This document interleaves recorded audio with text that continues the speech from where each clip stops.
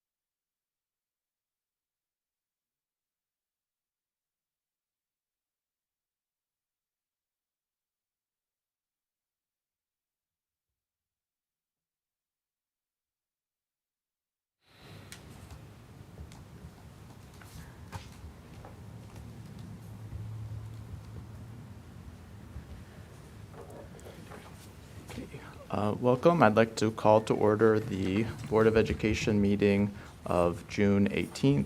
Please stand for the Pledge of Allegiance.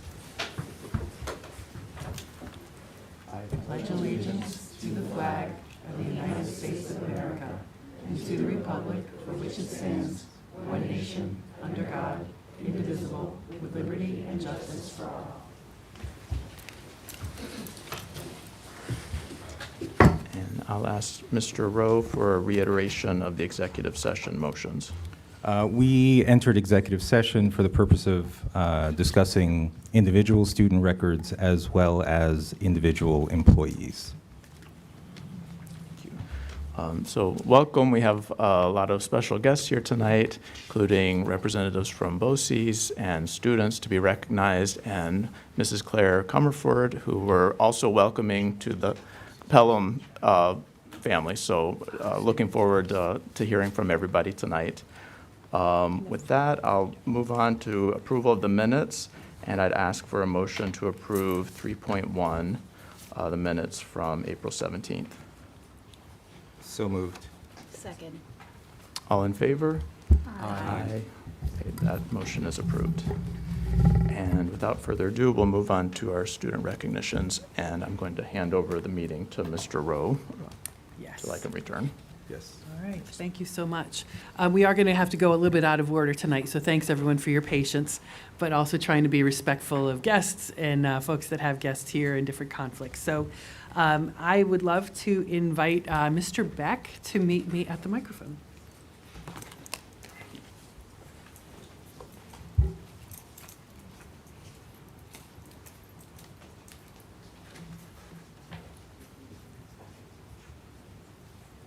I know the board is very much aware. Many of our meetings, I'm coming with kudos and praise for our Pelham Memorial High School forensic speech team. They continue to fire on all cylinders and to really continue to achieve at high levels, representing our district locally, around the state, and around the country. So tonight, we're very pleased to honor two students as 2024 national finalists at the Forensic Speech National Championship Tournament. I'm going to let Mr. Beck tell us a little bit more about that, and then we'll give them their certificates. Thank you, Dr. Champ, and thank you, Board of Education, for having us. We have two students here, junior Chris O'Mara and senior Isaac Leaf, along with their coach for the rhetoric events, which is Mr. Neil Schleifer. And we traveled to Chicago for the NCFL 72nd Grand National Championship. In order to qualify, it's almost an award on its own because the student must be the top 6 finishers in Staten Island, New York City, and Westchester region, which is very competitive. Every Saturday we go against Regis, Scarsdale, Stuyvesant, Byram Hills, Bronx Science, and those are the ones that usually are placing nationally as well. This year we had a record 4 qualifiers. We had 2 juniors, Liam Ginsberg and Jeremy Tam, in duo interp, which I handle as an interp coach.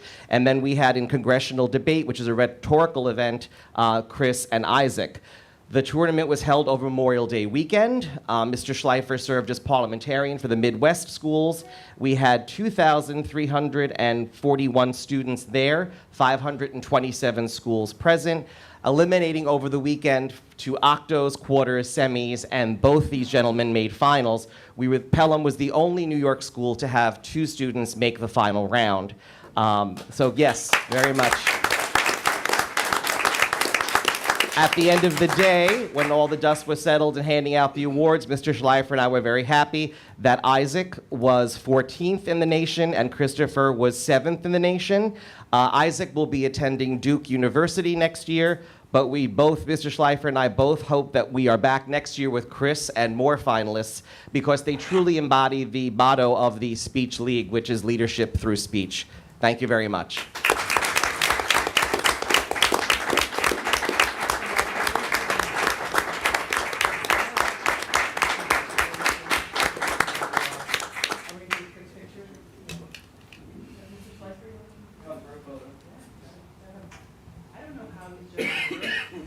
They work 24/7 here, Monday through Friday, and then Saturdays are speech. Saturdays.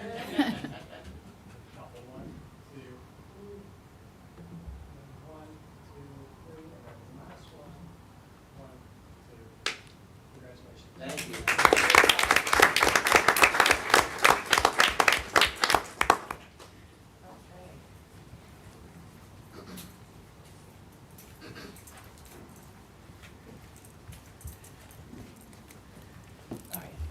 BOCES? Yes.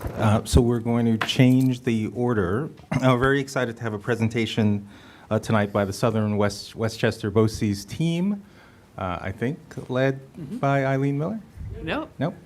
Harold Coles. What's that? Harold Coles. And I would just welcome, pleased to have Dr. Harold Coles, a very trusted colleague and friend to me. We've worked together I think ever since I came to Pelham. Yes. Harold's been at BOCES, and it's been a great resource and support for all those years. So as our district superintendent for Southern Westchester BOCES, very pleased to have you and your team here. Welcome, and we look forward to hearing your presentation tonight. Thank you. So thank you again for allowing us to come to your school to be a part of your board meeting. As we've had a wonderful opportunity this year to meet with several boards and several of our board members that are here today. Our board president, John Philippi, is here, along with Cheryl Brady and Eileen Miller, who are here representing our board. We've come to talk about the services and supports that we have at our BOCES. And I think that we haven't had an opportunity to be able to do this, to be able to share with you directly. We talk with our superintendents all the time with our CSA meetings, but this is an opportunity for you to hear about the work that we do. Just running through our mission real quickly, part of what we're accomplishing with our wish is to provide services for our school districts that cannot provide services for themselves. And our intent is to be able to provide trusted, quality services for our community. Our mission is to make sure that we have high quality experiences for our students. We look at trying to value collaboration, vision, and collaboration and value so that relate to trust and respect, with excellence being the focal point of what we're trying to accomplish. Our intent is to try to provide services that you cannot provide for yourself and the way that we can support you in the work that we're doing. One of the things that we focus on, our goal is we're constantly looking at how we can improve ourselves. There are things happening in education chronically that have an impact on education. We try to make sure that we are there in the forefront, trying to provide services support so school districts can jump into cutting-edge experiences along the way. So I'm going to give you a quick overview of what BOCES is. BOCES was established in 1948, and at this point there's 37 BOCES left in New York State. Each one of the BOCES has been divided up into a JMT region, which is a joint management team region. Our region is the Lower Hudson region, and each one of those 12 regions that have been established have a regional information center. And a regional information center provides support services for school districts in our region that relate to educational technology, networking, and software support for school districts. And our regional information center is the Lower Hudson Regional Information Center. Part of what we try to accomplish here at our Board of Cooperative Education is, like as I said earlier, is try to come up with programs that are cutting edge, but also that are impactful and related to the needs of the district. The importance of what BOCES was created for is to provide services for districts that cannot provide them on their own. And through the collaborative nature of the work that we do, we can have partnerships created that allow services to be provided for school districts so that they don't have to worry about doing them on their own. And it winds up being a way to be cost effective and affordable and trying to focus on trying to make sure that we're still constantly improving upon what we're doing. So being a district superintendent, what does that mean? Part of my responsibilities is I work directly with the Commissioner of Education in providing support service, regional educational supports, and all the things that are happening in state ed, education-wise, as a forefront and support. I have two roles with that piece. Part of it is I want to bring a liaison with the board commissioner, but also I'm a thought partner with the school districts here. Dr. Chance is probably, Chance is one who we work so closely with, but also providing information we probably take back to the commissioner about regional issues and concerns that might be happening, and or if there's something that a board is trying to accomplish through their superintendent and are running into roadblocks, to be a person that would be there to help move through the roadblocks and help with a process going forward. We also wind up being a liaison with all of the private public schools as well. But the other piece that we wind up doing is the district superintendent. We, as part of the commissioner's regulation, district superintendents provide superintendent searches for the regions that we're in. We also look at providing support services for staff development for our boards, and looking at providing board administrative relationship training and work and support. We do collaborative work with State Education Department, looking at management of the planning, and we also work with school boundaries and regional mergers that might be happening in the school in the region. Any questions? Okay. Well, the next person up is our Assistant Superintendent for Educational Services, James Grotto Jr., and he's going to talk about our CTE programs and supports.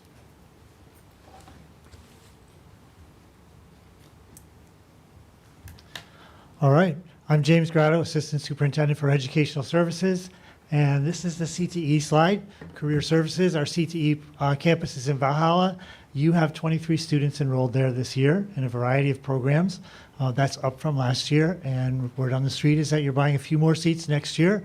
Don't know that that's confirmed, but as you are all well aware, CTE is a great opportunity for students to get college, get high school credit, get prepared for college, and get entry-level employment skills. And they go off to college, they go right into the workforce. Sometimes they do both. Sometimes they go right into the military. Your students are, this is just a quick little snapshot. You have students in animal science, automotive technology, commercial art, plumbing and electrical, security, law, and policing. And probably others. That's just a little snapshot. So the CTE program, again, it's growing, but you do participate and the students get work-based learning opportunities as well. So again, as word on the street is you have more students that are interested. There's a lot of opportunities for CTE students. Next, special services. So we have a variety of programs in our own BOCES sites, as well as a program in Irvington. You have 4 students in our programs this year, which is probably a good thing for you because you're supporting them either at your home district or in other locations. But we have, it's hard to read from this angle, but TSP, Therapeutic Support Program. We have also a CAD, Communication and Autistic Academic Development Program, Autism Spectrum Disorder, and an intensive day treatment, which is a program where students who are having some anxiety or trouble at school could come to BOCES for 30, 60, or 90 days and then return to their home district.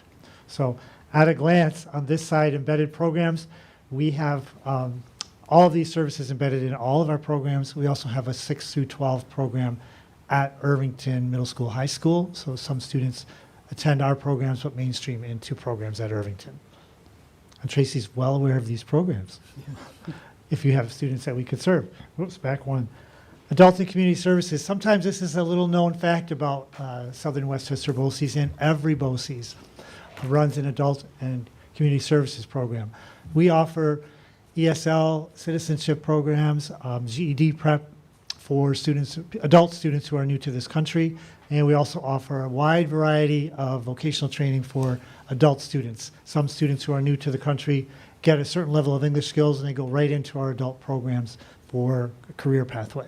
So it's a pretty extensive program, serving about 1,500 students last year. It will be on the increase, dropped after COVID, but on its way back, and we have sites all around the county as well as at our own BOCES programs. That's the quick overview. Next is Dr. Lyons, our Chief Operating Officer.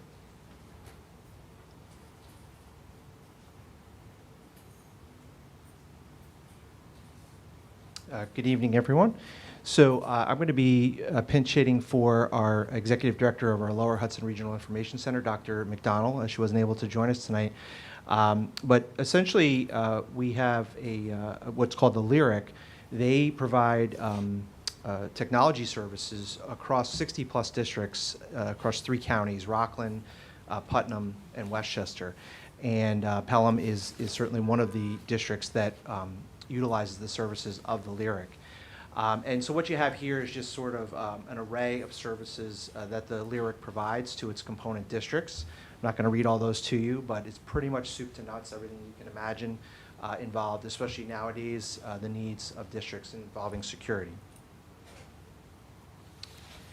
Again, just continuing on with some of the services that we provide, everything from network support, internet, data, voice services. So typically districts have what's called voice over IP services with their phone system, physical security, hardware repair. So pretty much anything you can imagine along the technology spectrum. We also provide numerous software supports, financial support services, student support services, so your data management system that you use for your students to keep data on achievement, grades, et cetera, and then also on the financial side as well. And you can see also how you communicate with your parents, your automated call-out systems. All of these things can be serviced through the Lower Hudson Regional Information Center. I mentioned data services, state reporting. You can imagine with the extensive state testing program, there are many, many requirements that the state needs in terms of each district supplying the data up to the state. The LYRIC helps to consolidate those reports, create those reports, and get them up in a timely manner, which is it's quite a bit. Just as an example, we 400,000 across the 60-plus districts, 400,000 tests are scanned and scored each year, so it's a pretty big operation. And then we also have an instructional technology division, which really focuses on classroom instruction and how to integrate technology into the instructional realm. And this is professional development, where we host professional development. We also will go out to districts and help with integration and help with the training of staff in terms of instructional technology in the classroom. In addition, moving on from the LYRIC, we do host the Center for Interscholastic Athletics. Pelham is part of Section 1 athletics and competes in a variety of varsity, JV, and modified sports. The biggest function, although sounding somewhat mundane, that Section 1 provides is the scheduling of contests and the assigning of officials. And if you can just imagine the number of competitions and meets and such that happen right here at Pelham, multiply that over 70-plus districts across the region, officials, scheduling, all of that is done through Section 1, and we kind of handle all the logistical end of that. We also make sure that the officials get paid. So there's a lot of logistical pieces that go on behind the scenes for the athletic program. In addition to professional development for coaches and some other functions, being a liaison from the State Athletic Association. So quite a bit goes on in the Center for Interscholastic Athletics. We also have a school communications division that works with districts on public relations, crisis communications, et cetera, if the district chooses to subscribe to that service. And of course, nowadays, communications are more important than ever. We also have a very large professional learning and curriculum support division, and the array of services go from sort of very quick 15 to 20 minute, could be online, sort of, podcast, style learning, all the way to ongoing district partnerships where our folks are embedded in the district and helping on a daily or weekly basis, and everything in between on every topic imaginable. Specifically focusing on state ed initiatives where districts need to implement things, helping them to understand the requirements and how to implement them effectively in their district.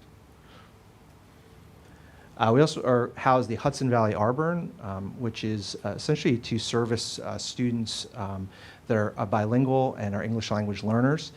This is actually a grant-funded program that is housed at Southern Westchester BOCES, and the services are free of charge because they are grant-funded through the state. So they do tremendous work all over the region as far north as Sullivan County, up in the Catskills, and down through Orange County, and of course all the surrounding areas. So they do quite a bit of work with a fairly small staff, but they do tremendous work, and again, all free of charge. Everything from professional learning to coming out on conference days and speaking to teachers and other staff. Just do tremendous work, and again, free of charge. School safety and facilities, we do a lot of work in everything from the nuts and bolts of fire safety systems and door hardware and locks and security systems to safety plans. We assist districts in creating their safety plans and keeping them up to date. Air quality, water quality, et cetera. So quite a bit of work happens in that center as well. And our library system, again, also somewhat funded by the state, partially funded by the state, but we support all of the local librarians, school media specialists, and again, through curriculum support, professional development. Also, all the subscriptions actually were in the library, which is appropriate. many of the online subscriptions and services that librarians use to provide information for students flow through BOCES at a great cost savings because they're bid out on the state level. So as opposed to you going out individually and trying to purchase all these things, you're able to do it on a cooperative bid through BOCES, and it saves quite a bit of money. And I'm going to turn it over to our closer, Mr. Tibbetts, our Assistant Superintendent for Business, and he's going to bring us home and finish this up. Thank you. And maybe I'll ask while he's coming, would you be able to give us a copy of this presentation? Yes, apologies. Oh. We thought we had a hard copy in the folder. I'll send it digitally. Do we? So it's not I in the folder. didn't We even thought it think was to there. look. But we'll send it to you. Okay, thank you so much. Great, good evening, everyone. I'm Steve Tibbetts. I'm the Assistant Superintendent for Business and Administrative Services. So these are just some of the other services that we offer at Southern Westchester BOCES. And also in your packet on the left-hand side, there are a couple documents that show, one is an Excel landscape sheet, which shows the purchases of Pelham over the past 5 years of history, and also the BOCES aid that's been generated on those services. And the other portrait sheet is the by service, just an approximation of the aid generated per service. So that's on the left-hand side of your folder. And that is it. So any questions? Okay, great. Thank you very much.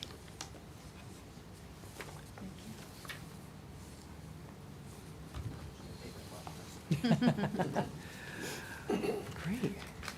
All right, any questions from the board? Impressive. Okay. Yeah, and I thank you for taking the time to come. I know, I remember when I first came to the district, and when Jim and I go around doing our budget presentations, we often talk about it. When we came to the district, there were 10 seats allocated to BOCES for vocational programs. And both of us, knowing the value, especially of vocational programs, really wanted to open the doors to our students. And I remember when Eileen Miller was on our board, she was always an advocate of that. So it was exciting to see her then move to the BOCES board to continue that passion and that connection to Pelham. So really excited to be able to partner. I know through instructional technology in particular, there's been a major growth through the work of Mr. Sabalos, our Director of Technology, and partnership. I think having Dennis Laurel working with you all for a while too, that Pelham connection really was nice and strong. So we really appreciate the partnership that you offer. And so thank you for taking the time to come and share your programs with us. Our pleasure anytime. If you have any questions, feel free to reach out, and thank you for having us. Great, thank you. Have a good night. Thank you. I'm going to add to one more thing, that the CTE program has students that If you can come up to the are microphone. from your district Yeah. or participating program. It's too late this year, but next year, you have an open invitation to come to the district during the day and see the students in work and see the work that they're actually doing and actually sample some of the cuisine that they're actually Yeah, doing as well. that's right. They always send an Great. invitation to the board, so we'll be sure to circulate that around for anyone who wants to see.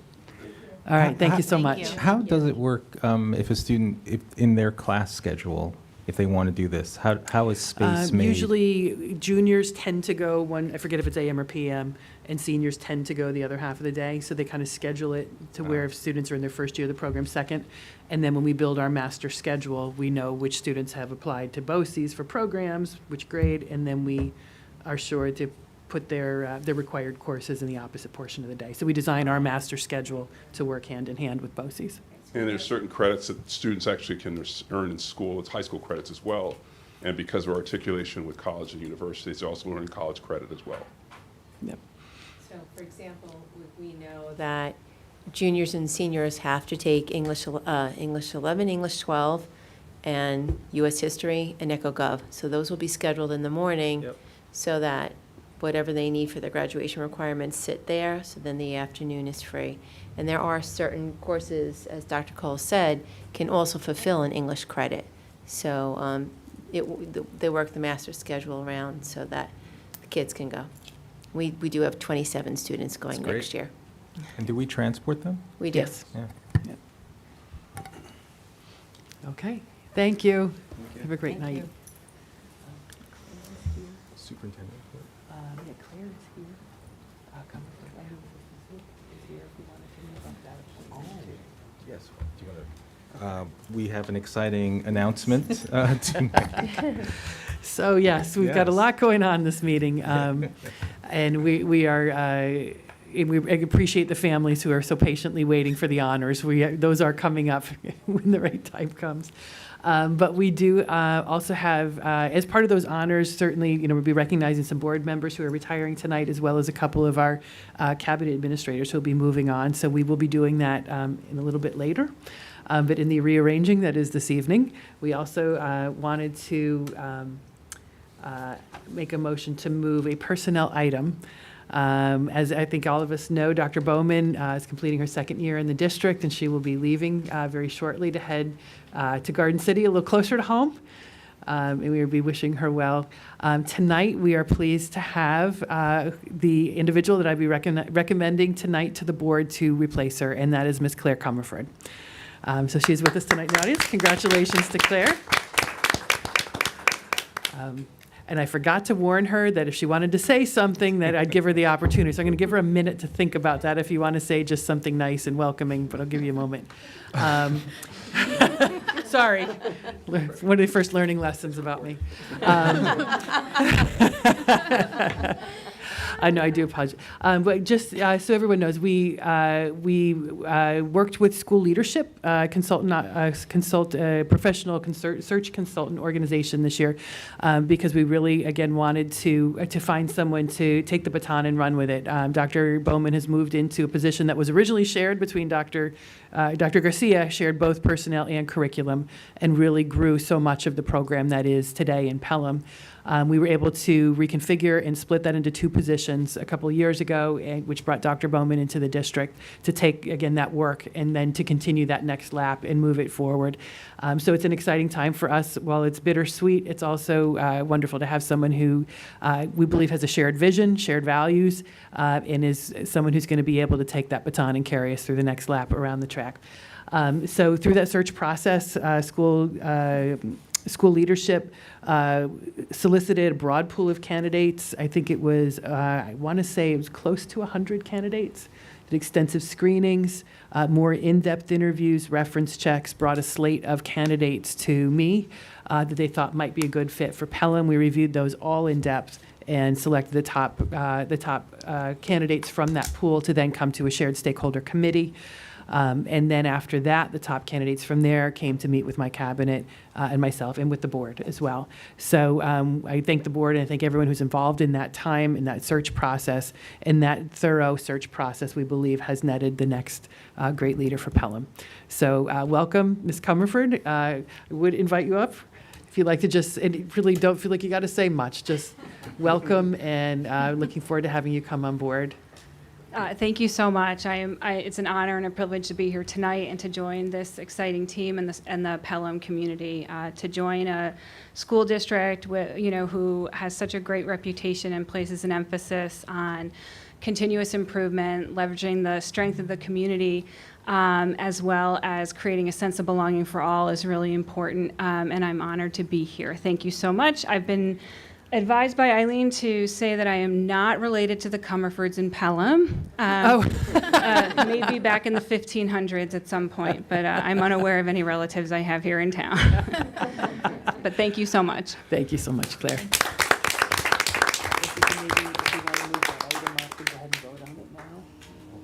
The personnel item, yeah. Yes. And then that way. So let's find that item. I believe that would be item number 9.1.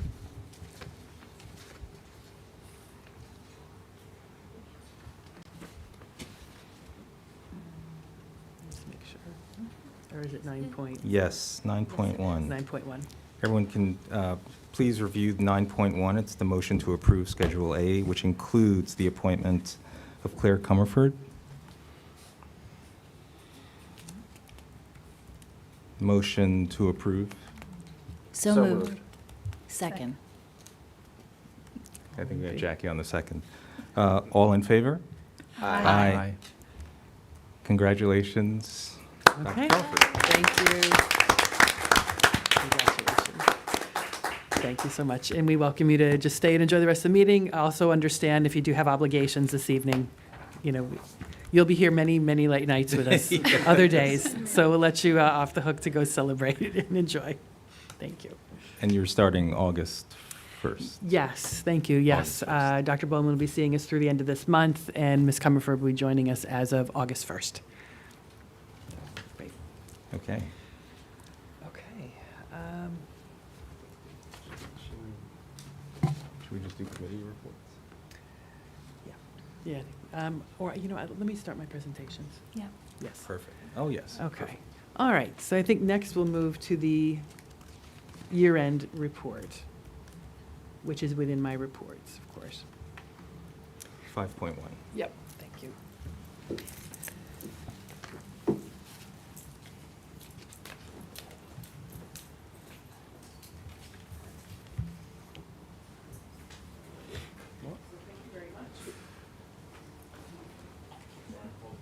It's okay. No problem. Thank you very much. Yes, this is our last board meeting of the year. It's a perfect opportunity to do our year-end report on goals. And I know that the board is well aware of this, but just as a reminder for anyone who may be just joining in, the board, we always meet each year in retreat in the summer to talk about our goals for the year, board development, et cetera. And this year, as part of setting those goals, we took a more structured approach. Our consultants that we worked with helped us to set really 3 areas of goals, and those are around facilities and finance, academics, and climate and communications. So throughout the year, I've been reporting on those. So tonight is just a quick summary on those items. Certainly, they encompass pieces of our strategic plan, which is also coming to the conclusion after 5 years. And again, thanks to the board and the cabinet and the many stakeholders who were involved in the strategic planning process, which we'll be talking about afterwards. So these were our 3 goal areas that we've been focused on throughout the year. This year, we also put in place a quarterly report to try to help connect those dots for the board so that at the cabinet level, we can report to them out on how the work is progressing towards those goals. In the finance and facilities area, these were the outcomes that were identified as our target for the year. So reviewing reserves, building conditions survey, looking at enrollment, space, class sizes, thinking about a 5-year facilities plan and understanding our financial options as we move forward. Progress this year towards those, so a variety of the how that we went to accomplish those goals. So we do have a complete updated demographic study that will inform our continued work around facilities. We did a room utilization study as well. Our architect did that. We'll be reviewing that at the facilities committee, which I think we're just scheduling for next week, Wednesday morning of next week, with a couple of outstanding items, one being that room utilization. Also throughout the year, we've looked at enrollment and class sizes, and that's in partnership with the demographics, as well as looking at what do we educationally want to see for our youngest learners, and what is our space also constraining us with. So how do we navigate those pieces? And we did intentionally decide this year to keep kindergarten and first grade class sizes a little bit smaller, wanting to invest in that early education. The Facilities Committee has met multiple times throughout the year. We are awaiting the final buildings conditions report that will help then be the roadmap for the 5 years plan. So again, we're hoping to get an update on that at our Facilities Committee next week. In the finance realm on this particular goal, we were pleased to report, and the board knows this, we've settled both a Teachers Association contract and Administrators Association contract this year. And we are verbal agreement level with a civil service, with our building services. That has to go yet to ratification. But we are hopeful that we will be closing that process out as well, and are appreciative for our partners in the bargaining units and their collaboration on that work. Very thankful that our budget passed on May 21st, thanks to the development and partnership with the board, but most importantly, the support of our community that continues to remain strong. And along with that was the approval of a capital expenditure to replace the turf on Glover Field. As we know, our new strategic plan will be presented tonight. We looked at the draft last time. Tonight we'll be looking at it again for adoption, for that to become our new plan effective July 1. Looking under the communications and climate goal area, we did look to review and implement recommendations from the communications audit, from the climate surveys, and to find ways to start having more conversation around the board table, more public civil conversation, maybe difficult conversation, but to be a model of that civic engagement for our students and community, and to create an environment where everyone feels they belong. Progress on that throughout the year. We started with some key communications tools that were recommended by the communication audit, as well as the strategic communications plan that came from that. So you see here just a couple samples of some of the informational pieces that we put out at the beginning of the year. In looking at the staff climate survey, our goal coming out of working with that consultant was to continue to do what's working. So identify those practices that are working well and replicate and expand those. So that's been our work through the spring. We will be looking more at that in the coming year. We also, our buildings at the secondary level, both administered student climate surveys. That is an annual practice. So we'll be continuing to review those, and each of the buildings then responds to that with various initiatives at the school level to try to shift that data in positive ways. In the strategic communications plan, there are a variety of different things that we've implemented in addition to what you see there, which are the district information brochure and crisis communications brochures. Probably the biggest lift that we implemented this year was Parent Square as a new communications tool to streamline that. So thanks to Alex Wolf and the hard work that he has put in there, working with the administrative team, John Sabalos, and our principals in particular, to get that launched at the building level and the district level. And we have plans now to move that to the teacher level at the fall. Predominantly, you'll see that being used by our elementary teachers. But trying to also look at, are there ways with clubs and different activities that we may be able to implement that in the future. Internally, we've also implemented staff newsletters this year as a way to try to improve internal communications so that folks in the organization understand what are some of the big initiatives that are going on district-wide.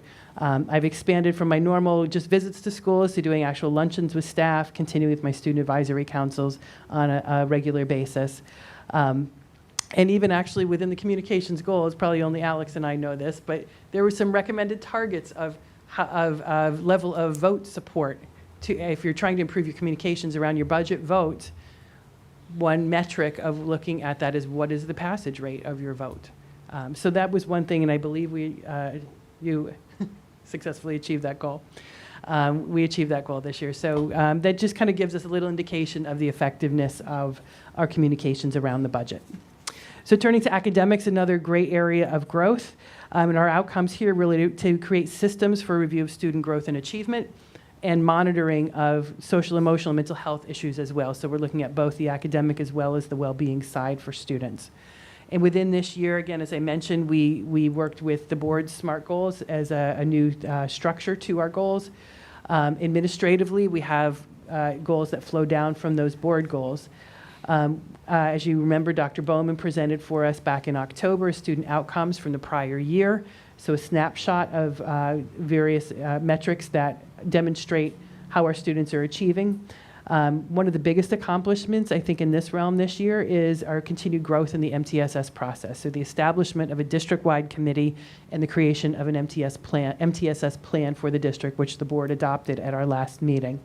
That will be the framework that will continue to strengthen our work around instruction and around interventions so that we're making sure that all of our students are getting their needs met from the get-go, from the time that they come into our schools throughout, and gives us a system for seeing them through different lenses and trying to identify those needs and fill the gaps.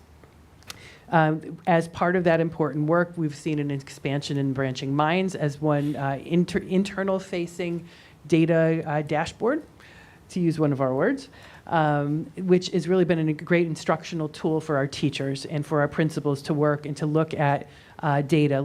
They can look by class, by grade level, by school at what's going on with students, where are the students in most need, tiering those students for levels of intervention, and making sure that they're getting the intervention supported. It also provides resources for ideas about how to, some interventions that could be of use. Additionally, we brought this on DataViz as a component, a module of Infinite Campus. And again, thanks to Dr. Bowman for finding that from colleagues, I think, out in Long Island who were using that. So I think we're one of the first, if not the first, in Westchester using that tool. So it works seamlessly with Infinite Campus and gives us a lot more ease of reporting based on that Tableau interface in between. And we will continue to be using that in the year going forward. So what's ahead? I've already mentioned some of these things, but strategic action planning is next. So my next presentation tonight will be just a quick review of the strategic plan. So really exciting and important work that's next is July 1st and 2nd. Our consultants will be coming back, and I'll be meeting with them and the entire administrative team, and we will start to craft the work and the implementation plan for the strategic plan. Also, as we get that building conditions survey, that's going to then be the roadmap for us to design the 5-year facilities plan and the funding wrap around that. So that, I believe, will be a large part of our work together as a governance team in the coming year. Communication strategic plan was a multi-year plan. So we will assess this summer, we'll assess the effectiveness of those tools that we put in place, and we'll be looking for those next steps to continue to build that out, to continue to strengthen communication, strengthen trust within the organization, and see how we can continue to hone our work there. And as well, we talked about before, looking at the results that we got this past spring from the climate survey. Thank you to Dr. Garcia for leading that work with a team from the administrators.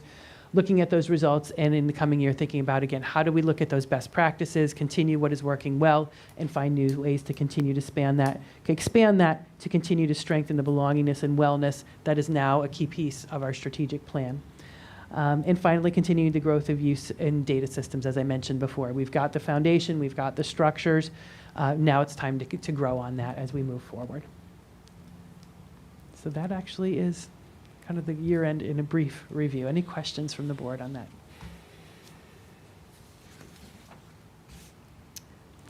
Just a comment that the district did a tremendous amount of planning work this year, and I was most appreciative of the plan we had around that, and the way we were kept informed of progress and participation. Yeah. Thank you. You're welcome. Did you may have mentioned it, but I may not have heard it. Did you mention the climate survey? I think that Yes. that was a real highlight. Yes. Both for students, employees, and we should do that regularly. I think it was very illuminating and good to see. Yes. Okay.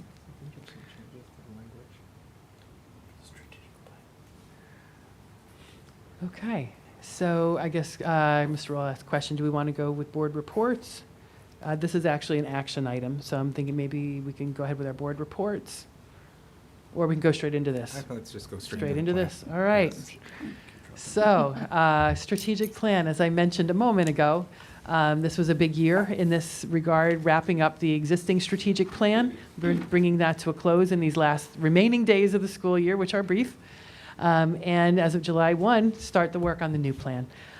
So appreciate, again, the entire board involvement this year. We had worked with new consultants this year, slightly different approach, but they were very flexible in their approach, which was great because it gave us a chance to really be thoughtful about who needed to be around the table, to get the right voices there, to get the right expertise, and ideally gain buy-in from the entire organization and learning community here in Pelham.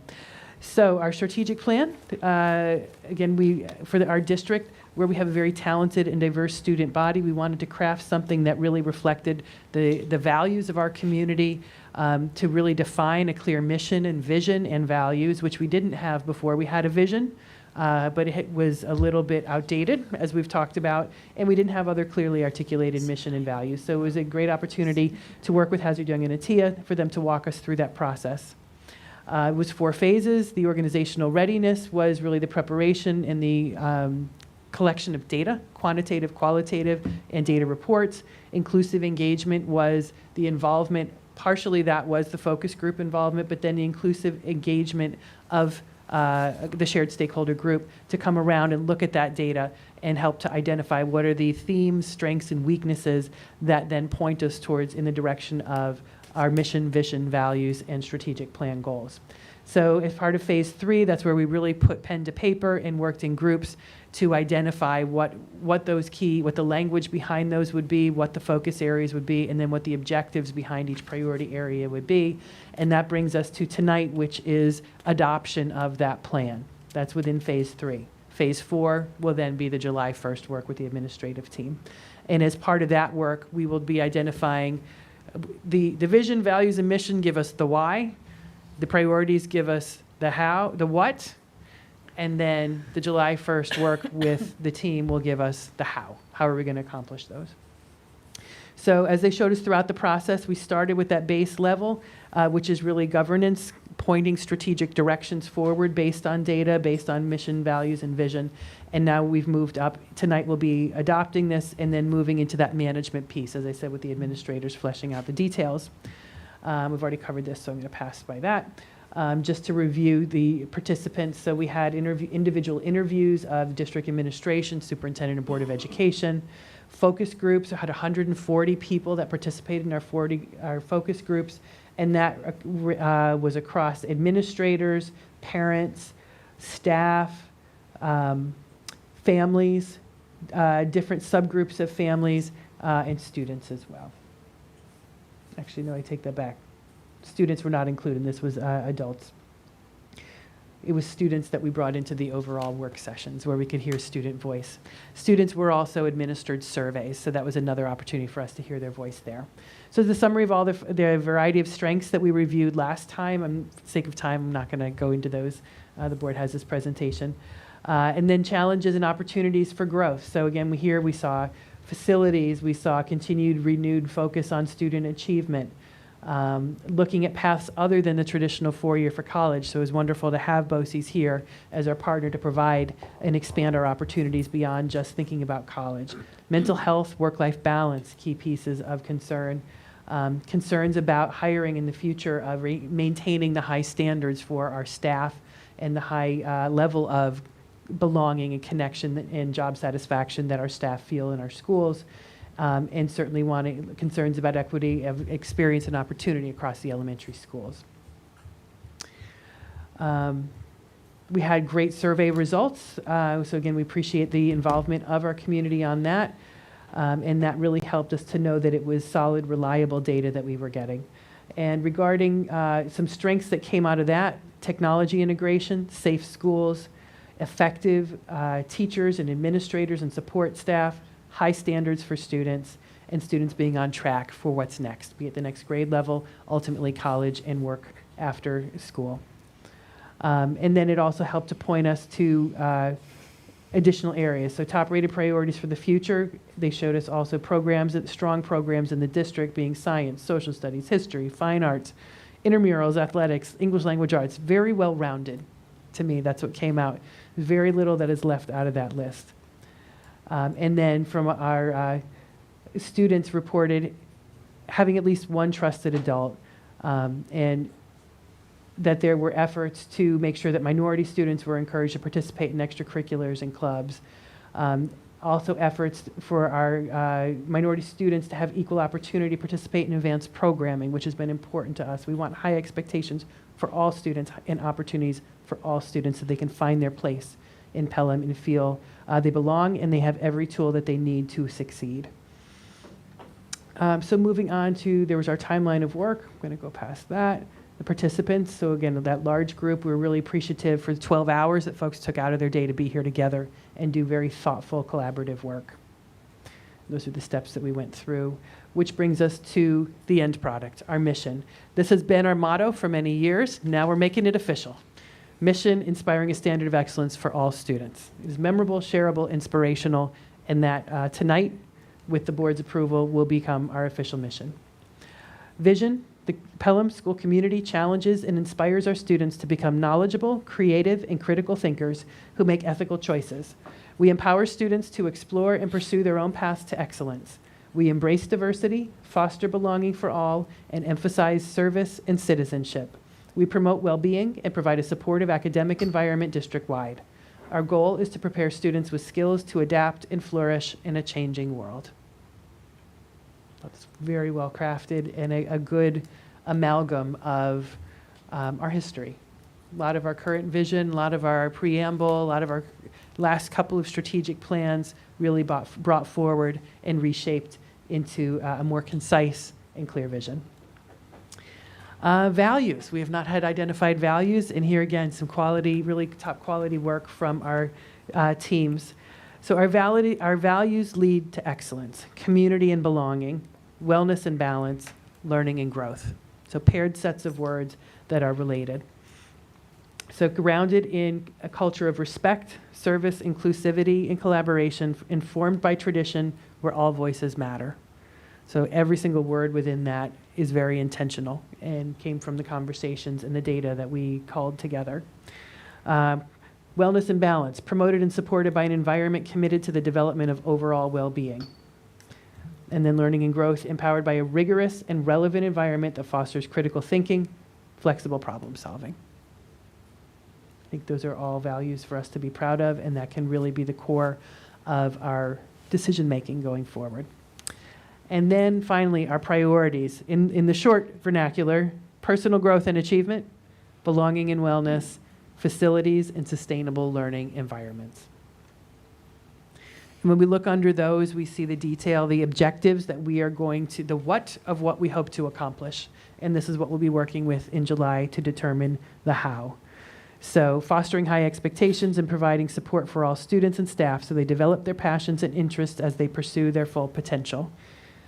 Maintain and develop robust and well-rounded programs across levels and disciplines within and beyond the formal curricula, including early childhood, academics, arts, extracurricular enrichment, athletics, service, and citizenship. Continue to develop evidence-based, focused interventions and supports that meet the needs of all learners, and recruit, hire, retain, and develop high-quality, diverse staff to ensure exceptional learning experiences for all. Normally, I don't sit and read the whole slide, so I apologize for that, but given the importance of this, the small text, and wanting it to really to be public on the record, that's why I'm doing this, so thank you for your patience. Belonging and wellness. Foster belonging for students, staff, and families through inclusive practices and equitable opportunities. Enhance and support systems that foster the overall well-being of all students and staff. Promote a culture that balances personal growth, achievement, and well-being for all students and staff. And cultivate a culture of dignity, kindness, and civility. And finally, in facilities and sustainable learning environments, evaluate, develop, and implement sustainable short, mid, and long-term plans for facilities modernization, expansion, and flexible use. Align the use of space and time to the curricular, extracurricular, and district-aligned community priorities. Review and update as needed district practices, policies, procedures, and staffing to ensure safety, health, and well-being, physical, digital, emotional, etc. And finally, create spaces that cultivate human collaboration and connection. So I've mentioned these board next steps would be board approval tonight, strategies development July 1st and 2nd. And just some photos from our work together that really highlighted the great conversations and wonderful people that were part of that. So I'm going to go back to this last slide because it's the most detailed. And I certainly, I know the board has had a couple weeks to think about this since our first draft presentation. Before we adopt, we certainly want to provide the opportunity for some conversation around it, see if there's any final tweaks that we want to take a look at, and then hopefully move to adoption and be ready to go and off to a new plan.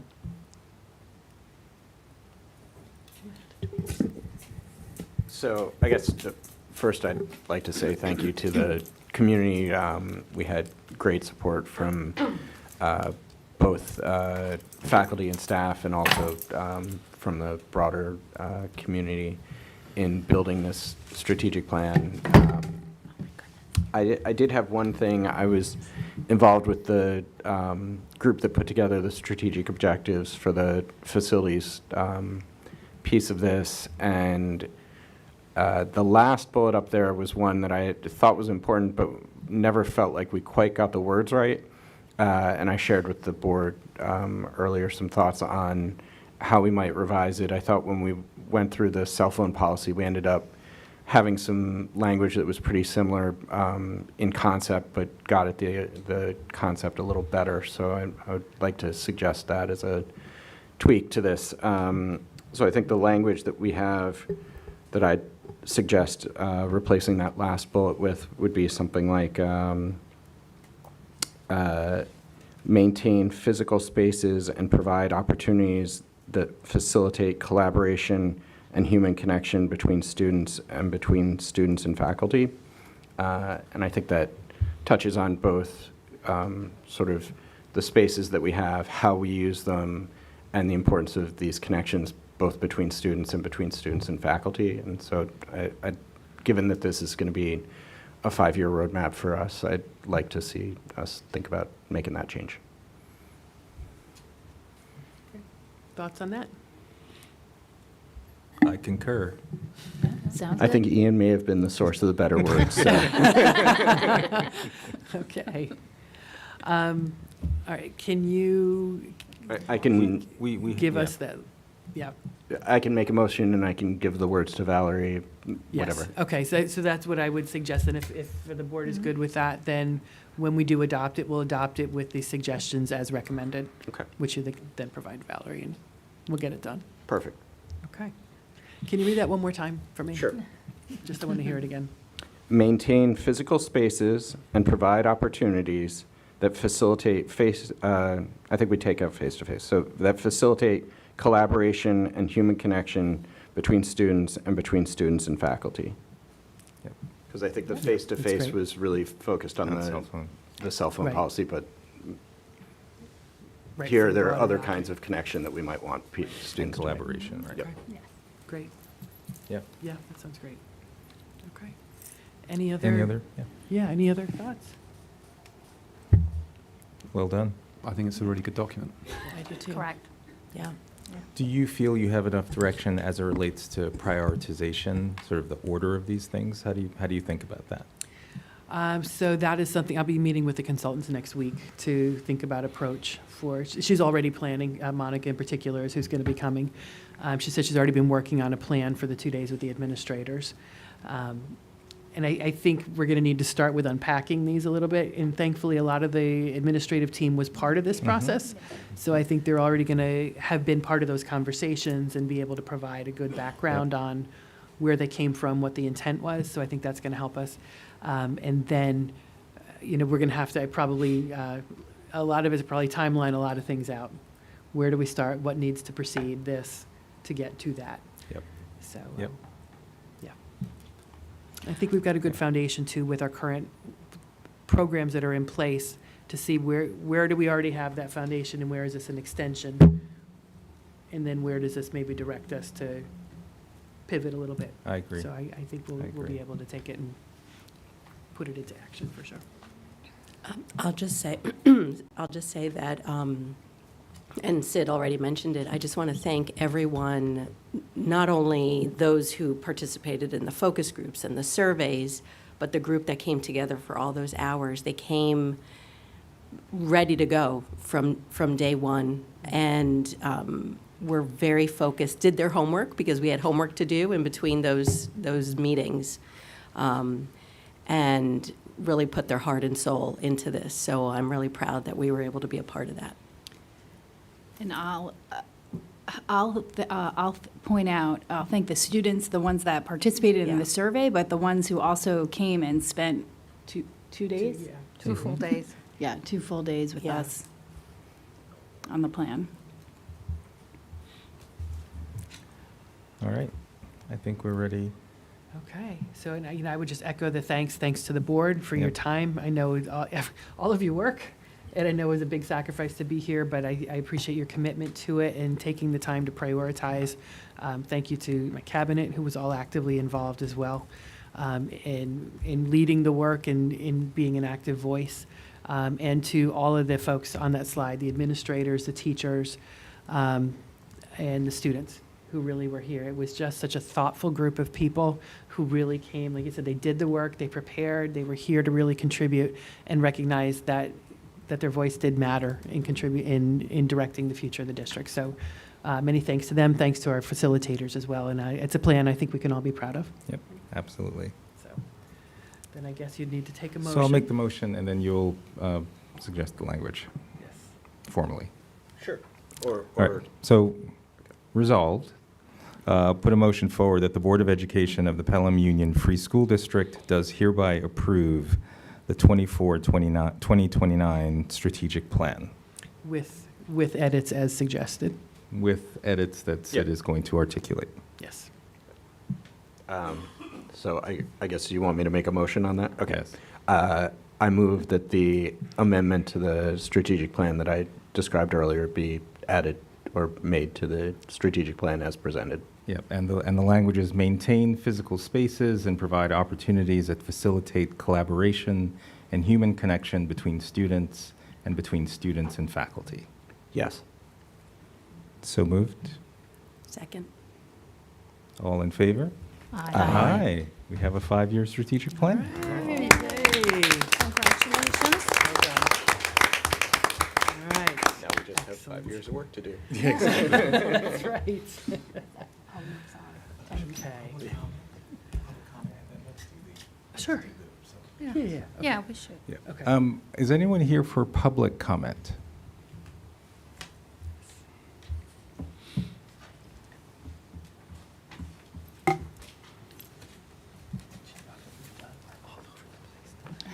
It's fine.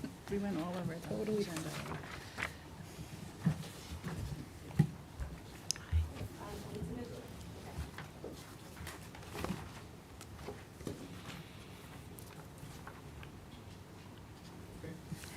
Hi, Elizabeth Alderman, 659 Eli Avenue. I'm just back after the last meeting to circle back around the calendar.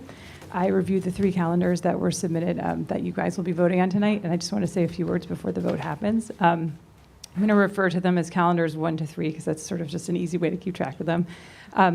Calendar 3 basically just removes the half day from the day before Thanksgiving. I was kind of surprised to see that on there because that's the one half day that's universally loved. And I know I had communicated that no one wants to see that taken away. People are just going to take their kids out that day anyway. So I don't think it really serves the faculty or the community that well. Calendar 2 is the status quo. There's no change to end of year or half days. And calendar 3 was really interesting. It was sort of like the wild card. I didn't see that coming, and I'd love to get more information around that. What it does is it takes our 3 snow day holds, emergency holds, that normally we would use during the week of April break if we had more than 2 snow days, and it puts them as at the end of the school year. So basically, and I just want to know if I'm understanding this correctly, if it were this year, for example, we would have no school next week instead of that 3-day half day. Is that, am I reading that right? Yeah, if we had, this year we only used the 2 snow days. Right, So exactly. those were the Memorial Days. Mhm. But yes, that's what the proposition of that calendar is if we had 3 remaining snow days, Mhm. the board would have the option then of giving back up to 3. Like if we didn't use them, Yeah. then and I was curious because those 3 half days at the end of the year were negotiated in the Right. teacher's contract. So have So they the agreed to? No, the staff would still come. The students just would not have to come. Oh, I see. So instead of having the half days, they basically get a full day to A clean full up their day. classroom. Oh, Correct. okay. So Yep. that's like personally very interesting to me. I think, I mean, I'm fascinated and would be curious to hear what other people think about that because that's sort of what we were asking for is calendar 4, which isn't on the table, but is sort of the more measured option, which is basically reallocating a half day to from professional learning to after school only, and then maybe taking it slowly at the end of the year by, for example, not using Easter Monday and having everyone get out at the end of Regents instead of Regents Rainy Day. So kind of splitting the difference. So this is more, it does come out of instructional time, and I think people are aware of that. It's fewer, we went from 181 days to 178. But, so, yep, I appreciate the explanation. I'm really curious to see how everybody votes tonight. Thank you. Okay. Any other public comment? I thought there was, Okay. I saw another hand. I know we're still waiting for Michael, but I think we'll move forward with the recognitions. Okay. 4.2. Okay, so it is. Let me get to the. Okay, it is always a bittersweet evening when we get to the end of dedicated service of our board members. So tonight we're going to start by honoring Mr. Owen. Excuse me. We're going to wait for Dr. Owen Mashane. We're going to start by recognizing Mr. Ian Rowe, who's completed his 3rd year of service on the board. So I want to begin by reading a resolution into the record for tonight, and then we've got some gifts. We'll do a little bit of talking, embarrass them just a little bit. But all in good consideration. So resolution, whereas the Board of Education recognizes Mr. Ian Rowe, Board of Education trustee from 2021 to 24, Vice President from 2022 to 2024, for his 3 years serving in the Pelham Board of Education, on the Pelham Board of Education, including 2 as Vice President. And whereas Mr. Rowe won election to the school board in 2021 and made an immediate impact, bringing his years of experience as a school leader. And whereas Mr. Rowe has been steadfast in ensuring that decisions are driven by data and helping to create SMART goals for the district, allowing progress to be tracked and fostering growth. Whereas Mr. Rowe has been a critical voice and leader in the facilities, authentic learning, cultural competence, and policy committees, and has been a strong supporter of special education students by serving as the board liaison to SEPTA. And whereas Mr. Rowe stepped up to serve in board leadership, having been elected vice president in his second year as trustee. And whereas in his role as vice president, Mr. Rowe has worked to ensure the district continues to make progress in a variety of areas, focused on improving student outcomes and creating opportunities for students to excel. And whereas Mr. Rowe has been a strong advocate for improving students' mental health and creating positive, distraction-free learning environments for all students. And whereas Mr. Rowe has lent his immense knowledge and experience in education to the district's strategic planning process, leading to the development of the Pelham Public Schools' soon-to-be-adopted 5-year roadmap, just adopted. Be it therefore resolved that the Pelham Board of Education, on behalf of Pelham students, administrators, teachers, and residents, hereby expresses its gratitude to Mr. Ian Rowe. And although we will miss his leadership, perspective, and ability to consider complex topics, as well as his dedication to the Pelham Public Schools and commitment to helping students reach their full potential, we wish him the very best in his next chapter.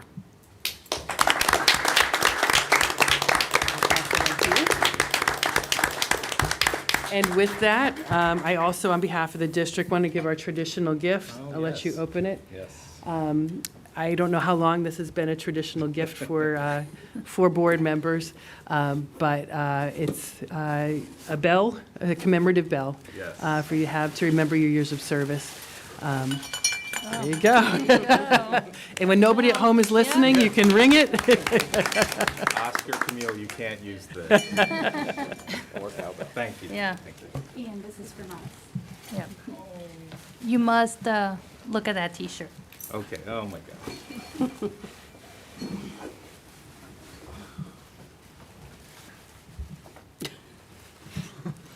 I like to dashboard, yeah. That is my new middle name, yes. And just some Pelham swag. Oh my gosh. Nothing as fun as that one, but some Pelham swag for you to sport around the fields and the halls. And I think, you know, we just... Oh, here. Oh, thank you. To be used on a Wednesday night. To be used on a Wednesday night. Cantina. Nice. Oh gosh. Well, thank you, everyone. It's been a great honor, and you know, I love kids. I love Pelham, so I will not be far away. So if I can be of help to Darren, Catherine, as well as the team, I bleed Pelham.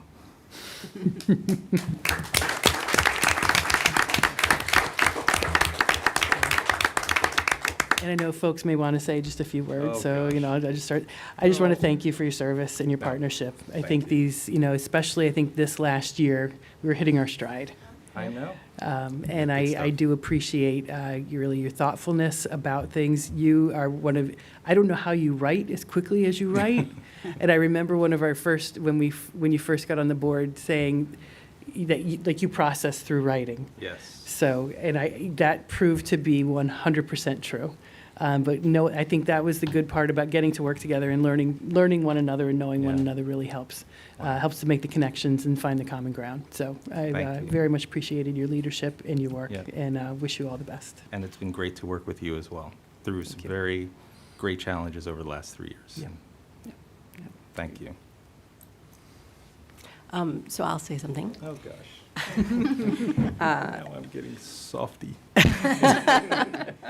Ian, I want to express my gratitude for your service on the Board of Education. I've always appreciated our discussions on various topics, whether we agreed or we disagreed.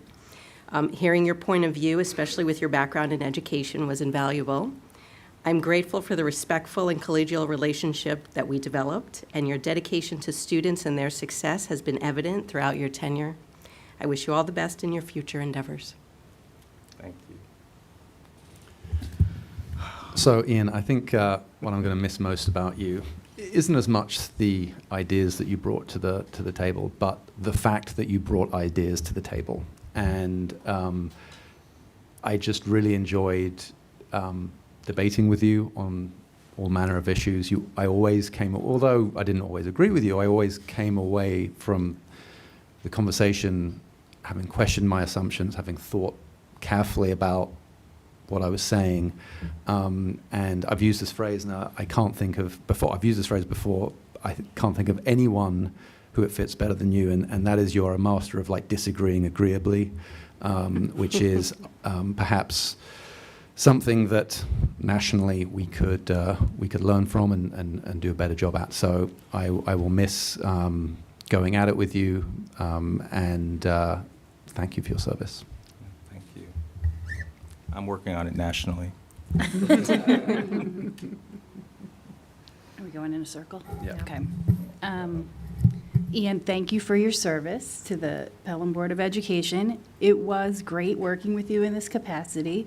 I enjoyed it, and I most appreciate your expertise in education, how you hold firm on basic principles, your love of KPIs, SMART goals, and data to drive smarter decision-making. I'm also sure that your family welcomes you back to regular Pelham life with them. Yes. So enjoy.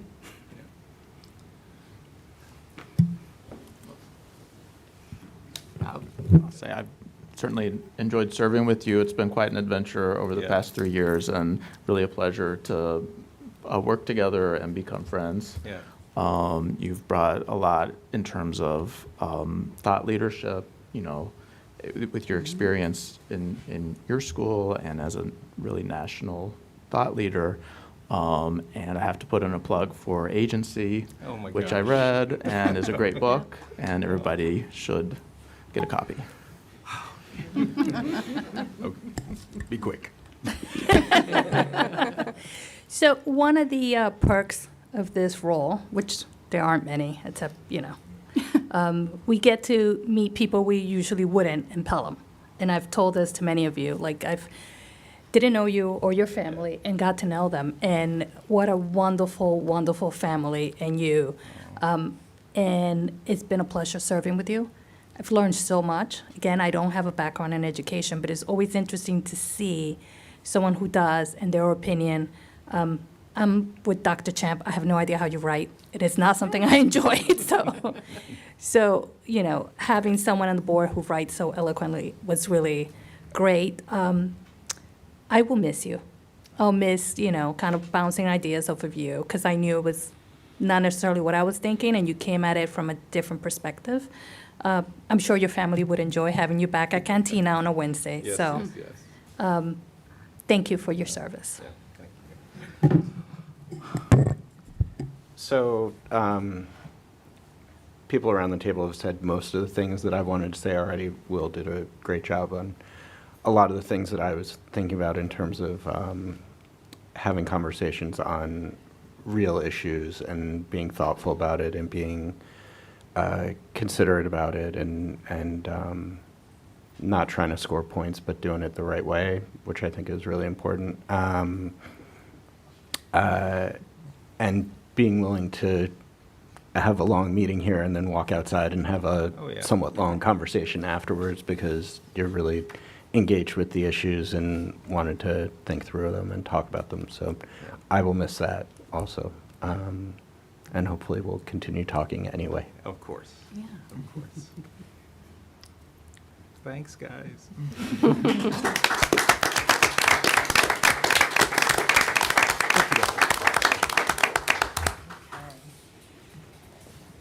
Perfect timing, back just in time. So Dr. Owen McShane, our president, I'm going to read a resolution in your honor as well.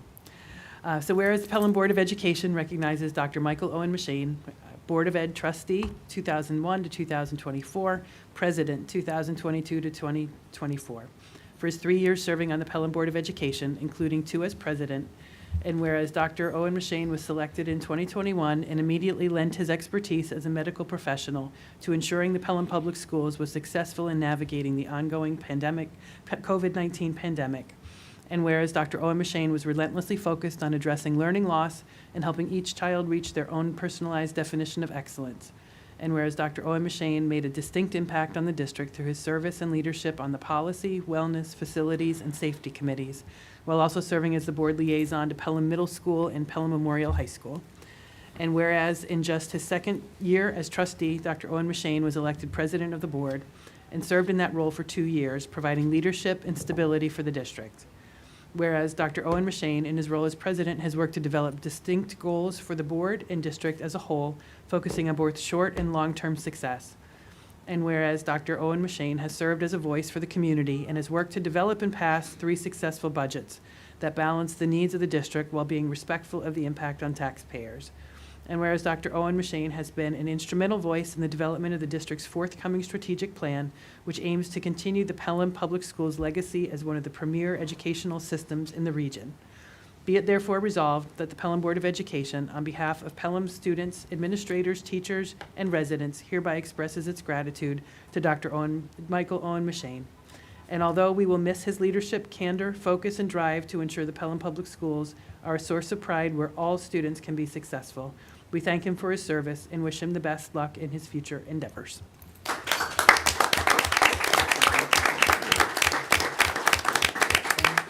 With that is the gift of the traditional bell. Thank you. For your service. Thank you. Thank you very much. And again, I will kick things off. It's, again, same thing. You know, it takes a couple years to get one's feet under you in this role. We're not done with the gifts. Yeah, Sorry. we haven't Sorry. had Sorry. anything There you go. That's right. The fun Michael, stuff. this is from the board, so you'll Thank also you. have to open up that T-shirt to show everyone. Thank you. Laser focus.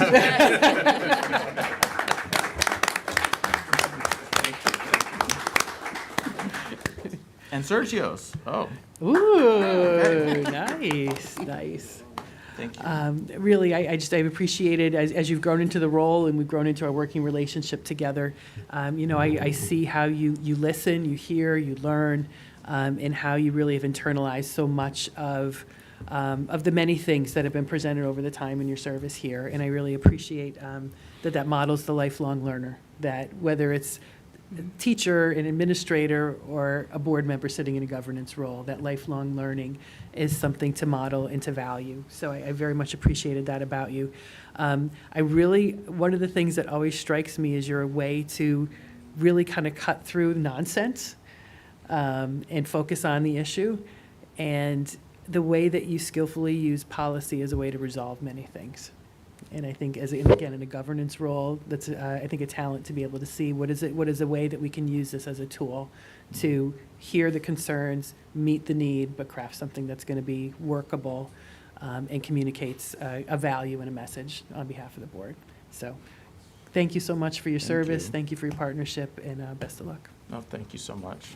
No, it's definitely been a learning experience. And I remember when I first started saying, well, I love learning new things, and there was so much to learn about school districts. So, yeah, I think, yeah, thank you. You did capture lifelong learning, and wow, this proclamation, like, I did all that? Well, Yes. I did, and Yes. A lot to be proud of. I feel like the things that I got involved for, I did make some impact and accomplish some of those goals, and really was an honor to be able to serve in that way. So thank you.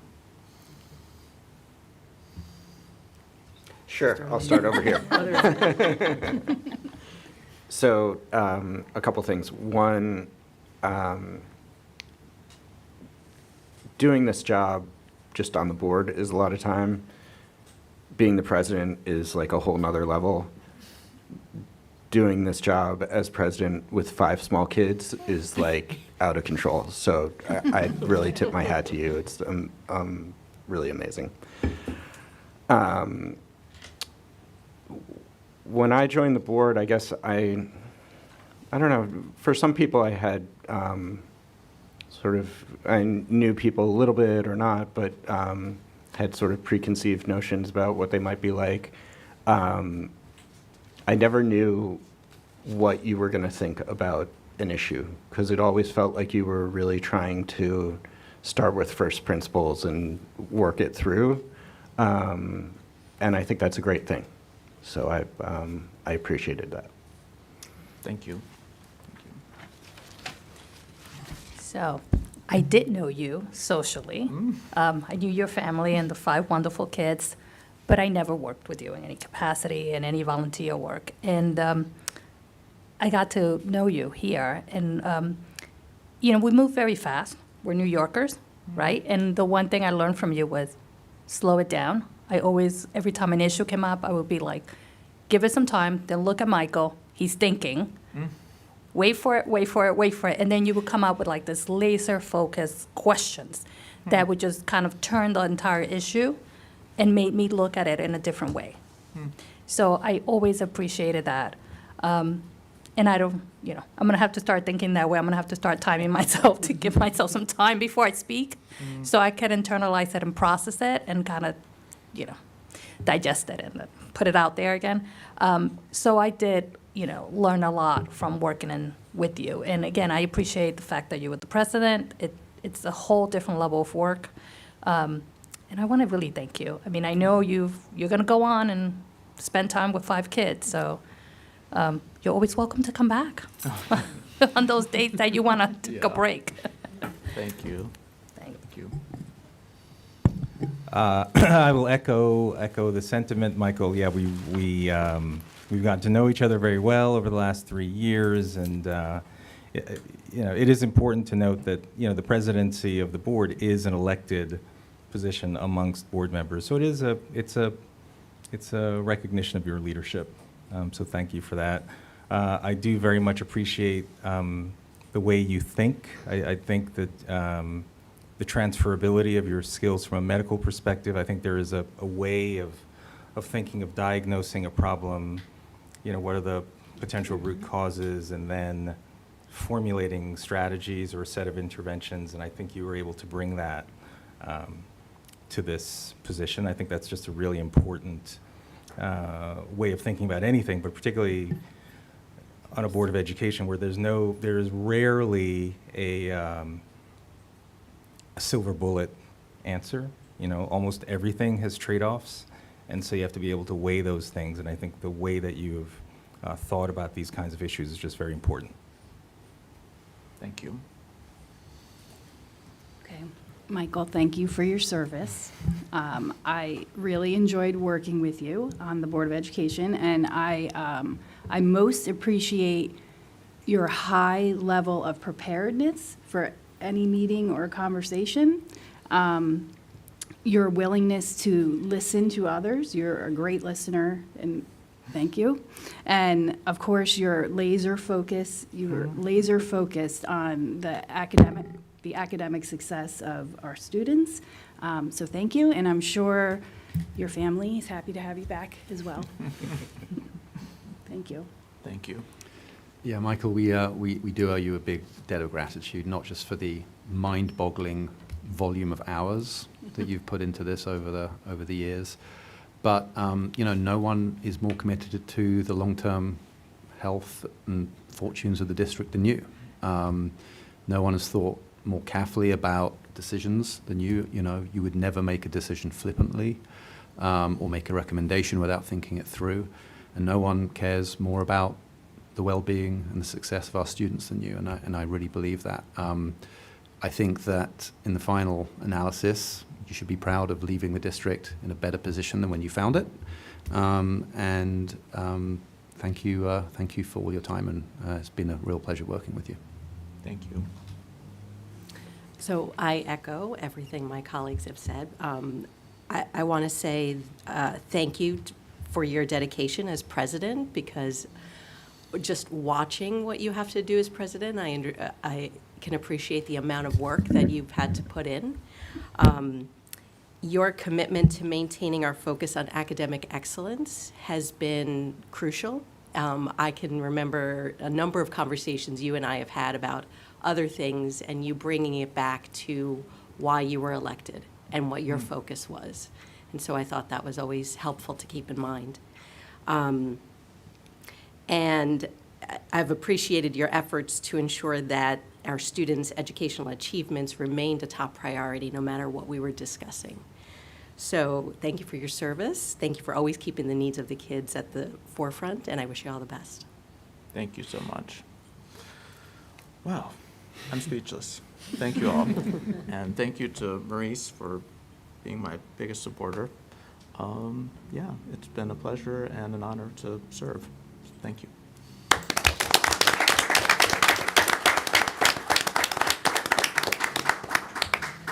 You got some district swag there, too. Thank you very much. Great. So just a couple more honors, if folks would indulge us. And that is two other very important people sitting at the table tonight who are here for their last time tonight. So we don't have proclamations and swag. But we will be having a little office open house on the 21st, I think it is. So board members, you're invited to join us. But I just wanted to take a couple minutes to recognize Dr. Garcia. Steve's been with the district 11 years. 7 years of my entire time here, and so much of what is in place on the curricular side, teaching and learning side, really was built by Steve, and I think it deserves a recognition. The recognition that it is, the innovation, the programmatic growth, support of our even the structure of our current administrative team. And then everything having to do with the whole personnel side for all those years up until his last 2 years is work that Steve is committed to and done faithfully and done well. And I think we all know that the people who work here are the heart and the heartbeat of what makes our district so great. And I think you shared recently you've hired over 30% of the district staff, which is an accomplishment, and that's who we are. It's what we do. Without our people, we would not be the district that we are. So, Steve, thank you for your partnership. Thank you for your work. You have incredible wisdom. You have incredible insight into people and into systems and organizations. And you've built some great things here, and I know that you're going to do the same. So, very bittersweet. But you've left a strong legacy here that we is a foundation that we will be able to build on for years to come. So, thank you for everything. Thank you so much. You know, it's a great district, and I was just happy to be part of it for this amount of time. I just want to thank the community and people that work here, the boards of education I've worked with over the past 11 years. It's a third of my career, over a third of my career, and I've said this many a times, this is the district I would love to send my kids to. And that really is a testament to the people that work here and the work that's done here. So just want to say thank you to everyone. I have something. I feel like I've known you for quite a while, since my kids started here. So I wanted to just take a moment to acknowledge the incredible impact you've had in your role within the district. And I don't know if you're going to remember this, but I'll always remember your efforts when my kids were young. I was on site-based council, and you were brand new, and you met with site-based council representatives to help us figure out how to be the most effective. And I was on site-based council. I wasn't sure if I really knew what site-based council fully involved. So you were instrumental in exposing me to what that was about. You also taught me about differentiated learning. I had no idea what that meant. And I was always impressed with the time you took to listen, because we've had many conversations over the years. So conversations about implementing suggestions from committees that we've been on together were always insightful and productive, and I also wish you the best in your new role. Thank you. May I? Please. Thanks. Steve, so you were the first person to occupy the role of Executive Director of Human Resources and Leadership, and in doing so, you demonstrated what an essential role it is and why we have it. And one of the things that struck me about you is your just extraordinary grasp of the 300-ish employees in the district. Like, you could name anyone who works here, and Steve would have commentary and insight into that person. And so you truly kind of knew the community here. You know your material.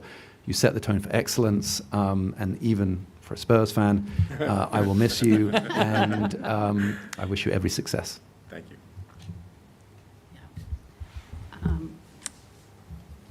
So, I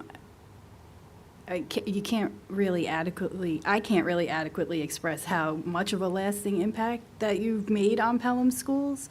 So I'll try, but so your time here has spanned multiple strategic plans.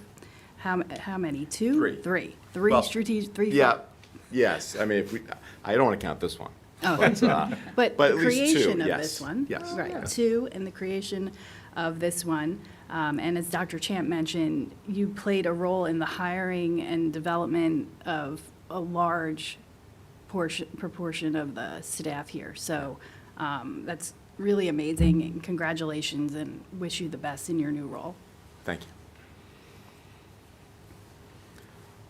Well, I remember when we first met in your office, and, you know, I could tell that you cared a lot, and you were really passionate about Pelham schools and wanting the best for Pelham. And I think, you know, as learning what was accomplished over the past two strategic plans and all of the additional programs that were added that you were so much involved with really is leaving a legacy here.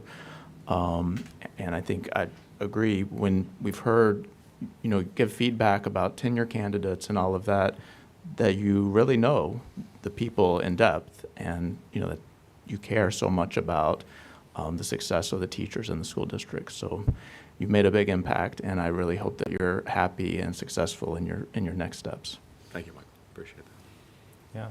Yeah. Dr. Garcia. I would echo everything. You know, running schools, I know how difficult it is to find outstanding talent, and just building systems and structures to make your school system attractive. And I think when we saw the climate survey earlier this year, I hope that you saw in that really a reflection of your work over the last 11 years, because the results were outstanding in terms of the level of satisfaction, the level of the teachers who've been here for a period of time, their level of just knowing that this is a very special district. So I wish you well in the next journey. And yeah, just great things. Thank you. So Steve, you were the first person I met who represented the Pelham School District at an open house for kindergarten in Prospect Hill. Wow. So, first person, he was talking about curriculum for kindergarten. So, you know, ABCs, how to play, you know, get along. I really enjoy your talk to the parents. It was well received. Everybody was really excited. And, you know, as we came into the district, and now many, many years later, we look back and, you know, really think, wow, you know, Steve really did speak about what this district could deliver and has delivered for our children. As an HR professional, I would like to thank you for taking on that role. It is a hard role, but you do know everyone in this district. And that's a testament for someone who really cares about their people, because you are able to really articulate anything about anyone whenever asked. So I think you're going to do well where you go. And thank you. Wish you the best. Thank you. So when I think back on your time here, people have talked about the impact that you've had in terms of, you know, a third of the district being people that you hired. And when I think of all the time that Dr. Bowman spends on academic stuff and curriculum, and we'll be talking about her in a bit, unfortunately, but unfortunately for us that you're leaving, I think of 9 years of you doing both those jobs, and what commitment that must have taken to come to the office every day and know that you have so much piled up on your plate. So that was all before my time on the board, but thank you for your dedication for all that time, and wish you all the best. Thank you. Thank you. Thank you for the kind words. I definitely appreciate it. Right. It's hard to kind of reflect on that time. But like I said before, it was such a pleasure to work here. Thank you.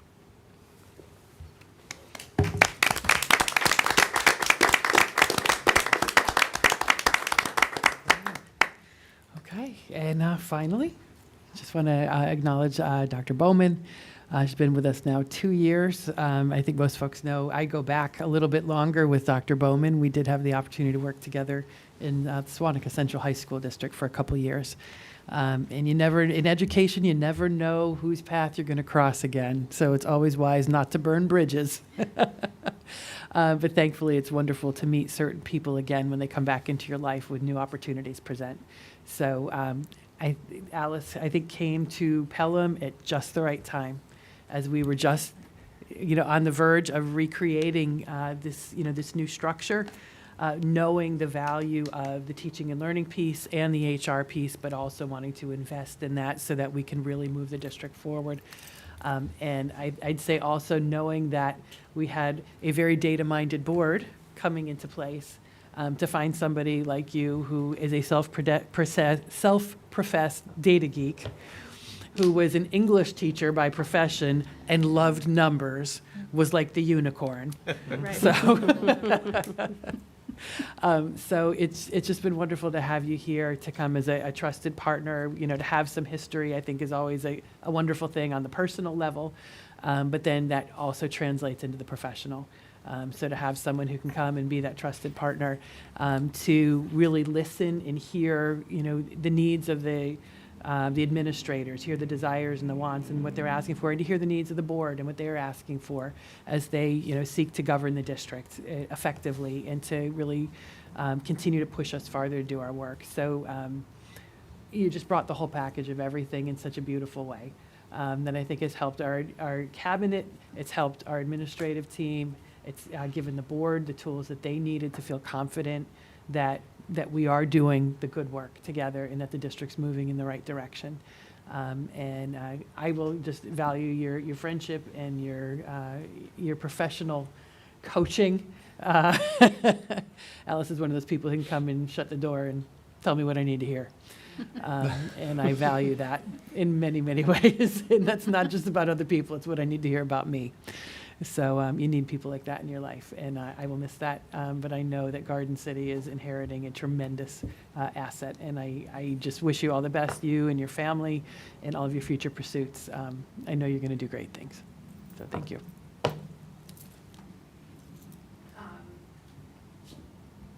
You've rendered me speechless. I want to thank the board and the district and my colleagues for having taken a leap of faith in me 2 years ago, and for having provided me with such a welcoming environment.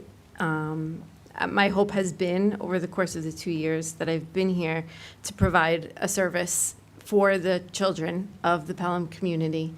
And in so doing, I have developed a number of relationships with the people of the community and a deep appreciation for what makes Pelham such a special place. This is a bittersweet moment for me, which I've articulated since February when all of this came to fruition. I'm certainly excited about the next chapter in my life, but I am absolutely struggling with the impending end of next week. And I just want to say thank you to everyone here. It has been a tremendous honor and a privilege to be part of this community, and something that I will take with me wherever I go, having grown both personally and professionally from having been with this community for the time that I've been here. The caliber of the faculty and staff here is truly remarkable. And every day that I've worked with, especially, when I think of the people, my core team, and I think of John Savalas and Dr. Callahan and Dr. Thompson in particular, I've learned so much from them about being able to be in 3 places at one time. And being able to be professional in every circumstance that requires it, but always at the heart of everything, putting kids first. And that's really, if I think about Pelham, I think about that kids are first here. They're first, they're last, and they're everything in between. And that's a beautiful thing. So thank you.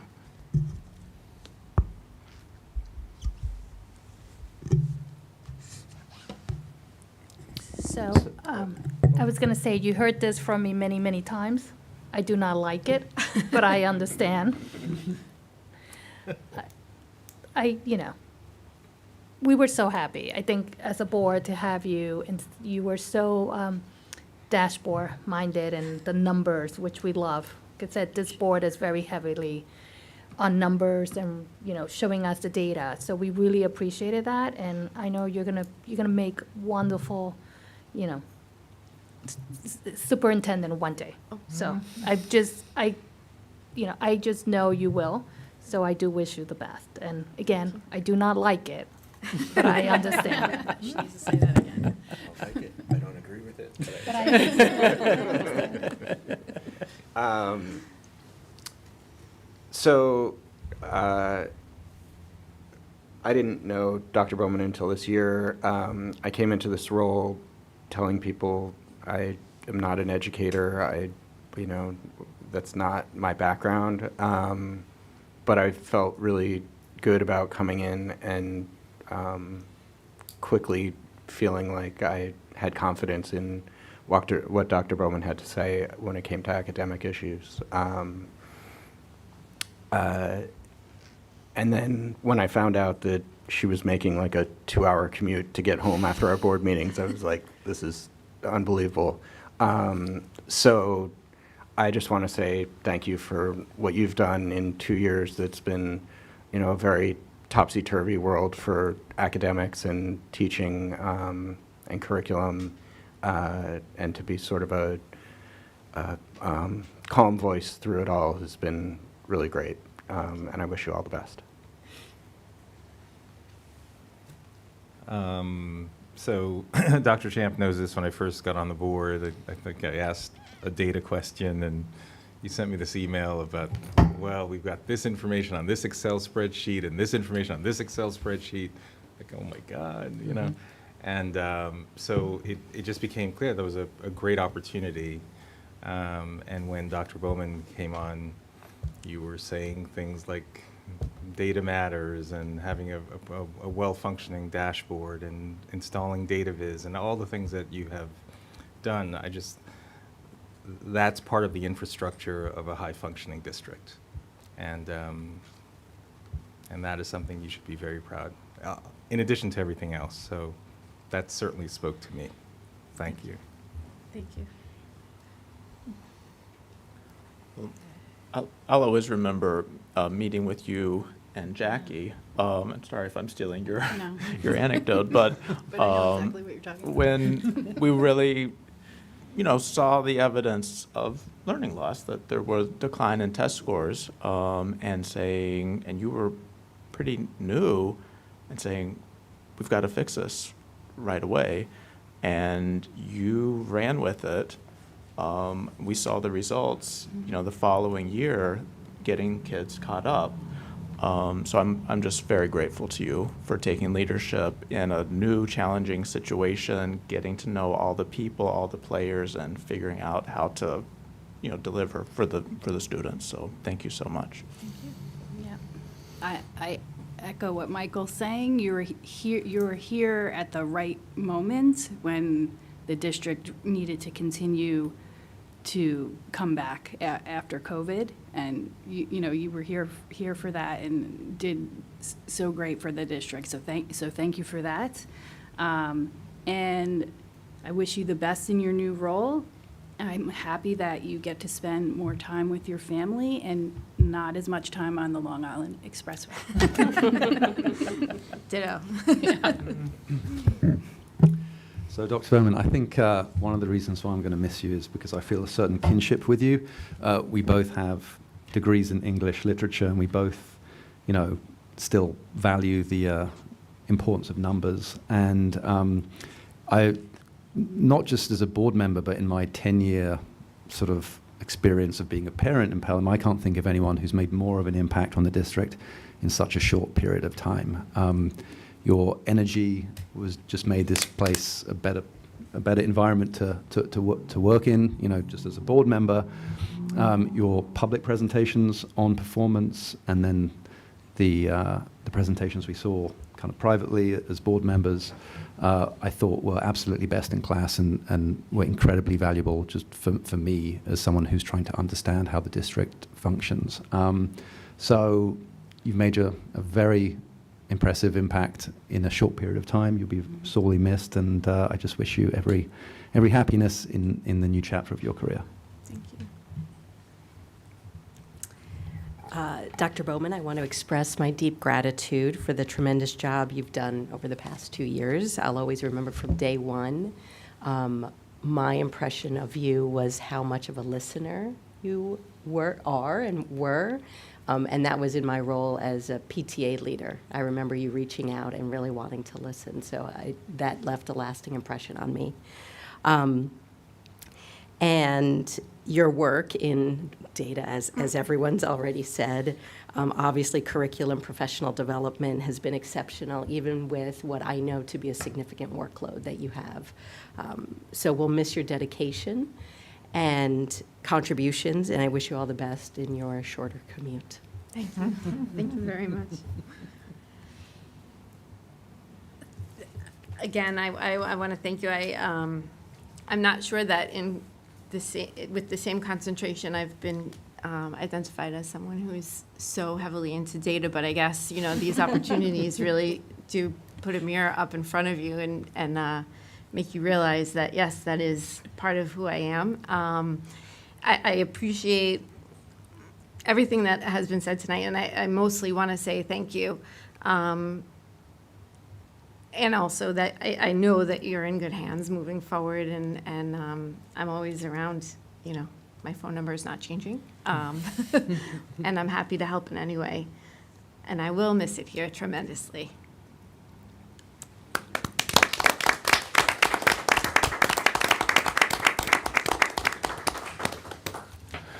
Okay. I think we've taken some big tours in our meeting, but I think this brings us back to committee reports. Okay. Any committee reports? Finance Yeah, we have a Committee. Finance Committee. Oh, that's right. Audit and Finance, yep. Do you want to cover it in your update? I can do Or that. Would you mind? Sure. Thanks. You do that a better job than I do. Expedite, that sounds like a good idea. All right, we covered finance. I think that was it for committees? Yeah. Okay, So Assistant Superintendent's report update on, I'm sorry. doing the job. Authentic learning? Yes, the last Okay. last report from Dr. Bowman.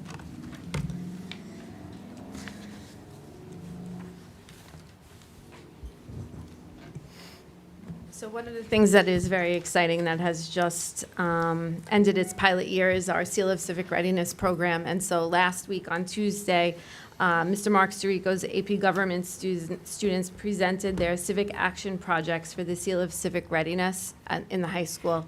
And there was a celebration that went along with that. And I have to say that that is the culminating work of a whole committee of people led by Dr. Thompson over the course of years, very much predating my time here in Pelham. But I think that the timing of this accomplishment in the rollout of the Seal of Civic Readiness is very important. And also looking forward to next year and years after, really positioning all of the students in the district to have the opportunity to graduate with that seal. Important to note with that is that with the changes that are coming down from the state with the Blue Ribbon Commission, these seals are becoming more and more important and prominent to distinguish students as well as districts. And I think that having had the foresight to make sure that we were poised to do that was something that really Dr. Thompson deserves a boatload of credit for having done. That leads me, of course, into our update from the New York State Blue Ribbon Commission. One of the four proposed transformations, the governor and the Blue Ribbon Commission are looking to adopt the New York State Portrait of a Graduate, which is something that in the education world is something that many, many districts across the country have adopted, and it really does speak to the work of our strategic plan, but just has kind of like a marketing kind of thing that goes along. So much of what's going on with the Portrait of a Graduate is really very much embedded in our strategic plan. Redefining credits and how students can accumulate credits towards graduation, sunsetting certain diploma assessment requirements, AKA some Regents exams, and moving to one diploma as opposed to the Advanced Regents diploma, the Regents diploma, the local diploma. Speaking of Regents exams, we are in the midst of administering our Regents exams in June. We have many coming up. However, one thing to note is that, if your child takes a Regents, it's not like it used to be where you find out what the grade was within 24 hours. Now there's this system where they have to scan each of the score sheets into BOCES, and then there's a conversion chart that comes 24 hours later when the results come, and then you get the grades. So it takes a while. So please be patient, but we are expecting our results before rating day, which is next Wednesday. On Monday, June 3rd, we had our second annual Pelham Science and Engineering Fair at Hutchinson School, where fourth graders from across the district were invited to showcase their science and engineering projects throughout the year, many of which came from the Kids for Positive Change initiative, which was part of a PEF grant this year that really brought the Kids for Positive Change from Prospect Hill School to all of the schools to all of the elementary schools in the district, and not just fourth grade, but fourth and fifth grade. And so that has been an excellent thing. That is a new tradition. I think once you've gone through the second year, you've got a tradition, and now you've got a tradition. And I, at the risk of being too repetitive, I want to thank the board and the cabinet, Dr. Champ, the community, for your belief in me over the course of the last 2 years and allowing me the opportunity to become part of the community. I will sorely miss my time here as I move forward to a shorter commute on one side of a bridge, but certainly a very different place. And so thank you. Thank you. Whole child?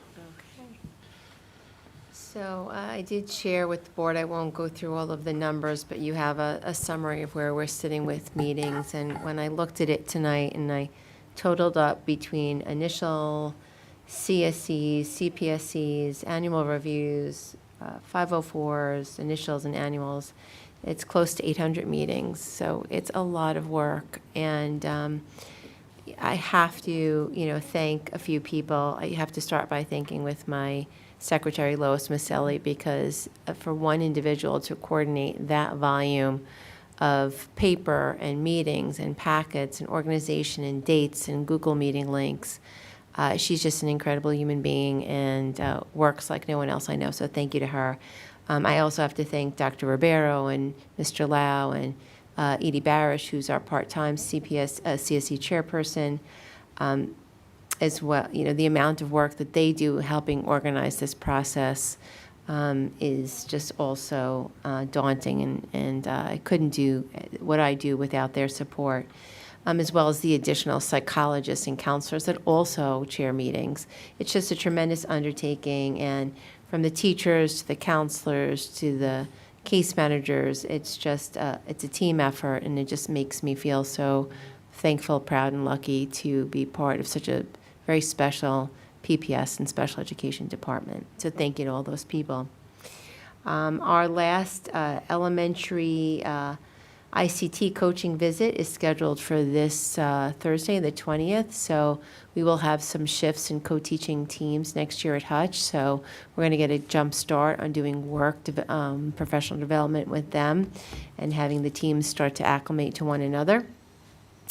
I also mentioned to the board a couple of months ago, every district, as part of IDEA, requires each state to have a state performance plan. Part of that state performance plan is indicators that districts get evaluated on, and we rotate through these indicators. This year we have indicator 8, which is about parent involvement in the special education process.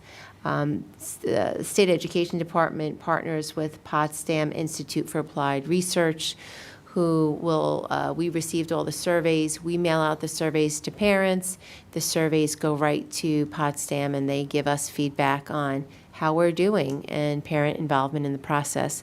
So for all parents of students that are involved in special education, you would have received those surveys in the mail a little over 2.5 weeks ago. We need a certain amount of surveys answered to be in compliance. I hope we get 100% people responding, but parents out there, if you can take a look at that survey and respond, your feedback is really important to us as a department. So hopefully we will be sending reminders as well.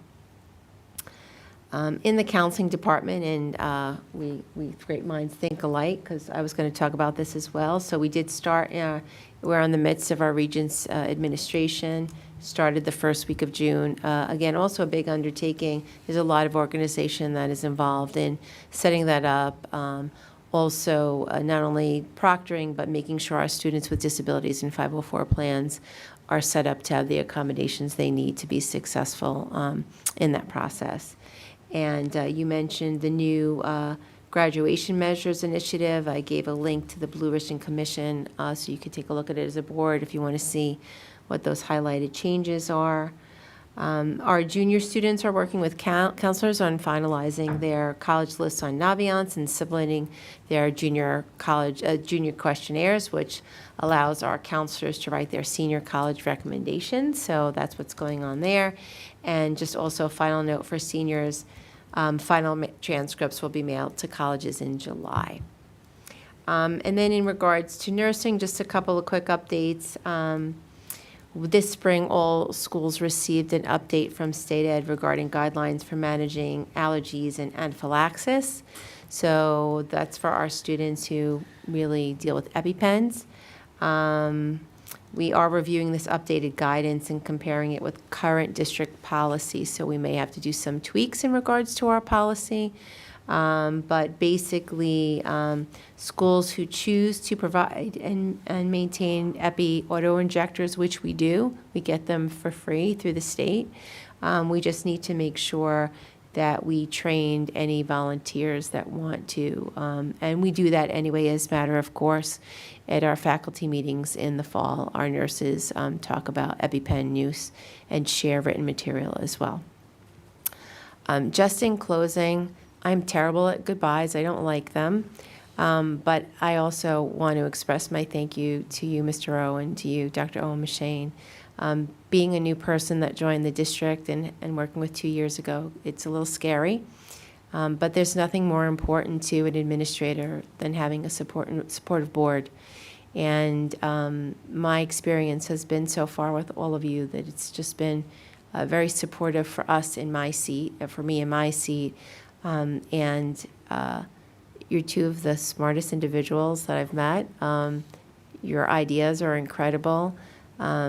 You share them in a way that is non-threatening and invites discourse and discussion and really encourages us all to be better at what we do. So I know I appreciate that from my seat. And I am not saying goodbye. I will say see you later. And to Steve and to Alice, that one. I'm with Ms. Marrero on this. I get it. I don't agree, but I understand, and I'm really going to miss working with the two of you, and wish you all the best. And you will be really missed. And I understand, but I'm not happy. But wish you the best. Thank you.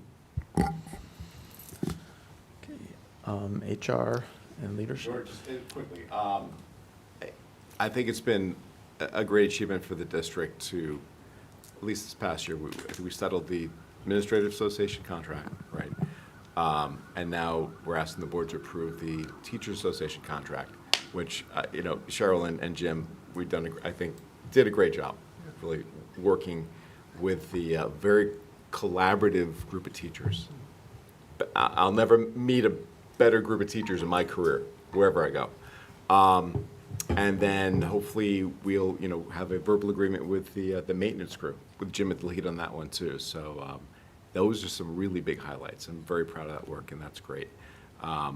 And we'll continue hiring some teachers next for this board meeting, but also preparing for the July board meeting.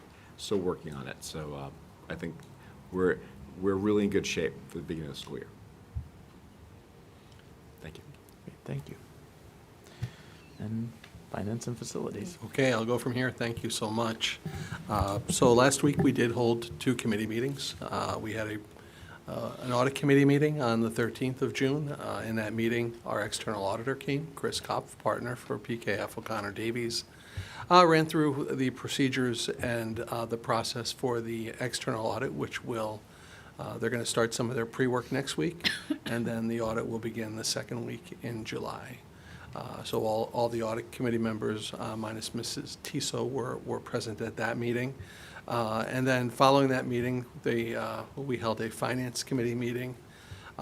During at that point in time, we talked about a number of things. One of the things we talked about was year-end 23-24 fund balance projections.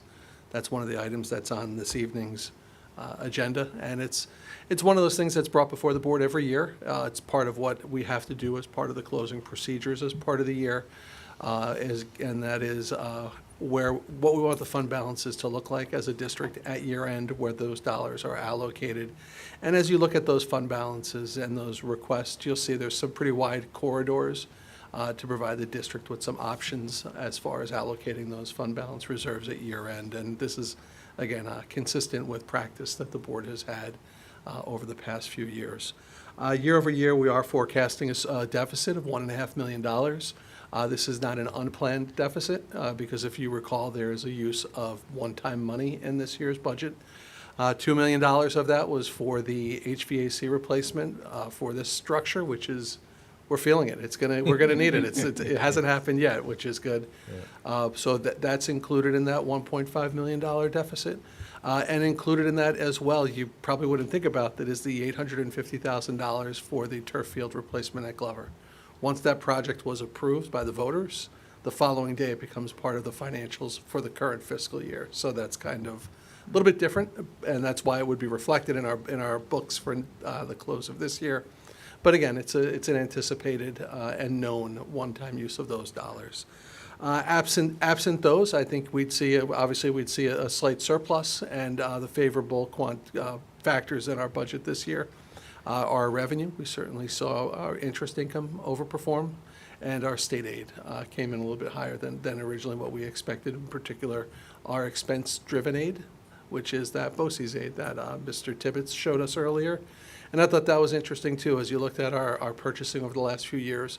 It's gone up by about $1 million, but I think you've also seen our expense-driven aids have gone up by about $700,000. So that's kind of a nice, it was nice to see, and we know this happens, but it's nice for that to be demonstrated in the information shared with the board, that expense-driven aid is really beneficial to us, and those are things that we look for in a tax cap environment.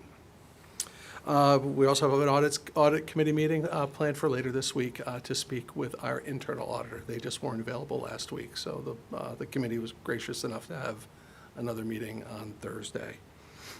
We've been working hard, again, as far as year-end close on this evening's budget. Like I mentioned, you have those draft reserve allocations. There's a transfer request, which really talks about two different items. One is just some cost driven by IEP. The other is for our residency investigator. We've shared some information with the board about those residency investigations, which we've been working on this year. Certainly there's a lot of work that's been done. There'll always be work to be done. And we work with an investigator. And again, we're following our pretty traditional pattern of expenditures to pre-pandemic levels. Because, of course, if you recall, during the pandemic, when people were all over the place and working remotely, there was just a little bit different factor as to where we were. Graduation tent is up, so we're excited for that. It seems like everybody loves driving by the school when they see that tent up too. We are fortunate, and again, this is something that's changed over the last few years, where we have those moving up ceremonies for elementary schools. If you want to know how small they really look small inside those tents. But it'll be very nice on Saturday morning, I certainly.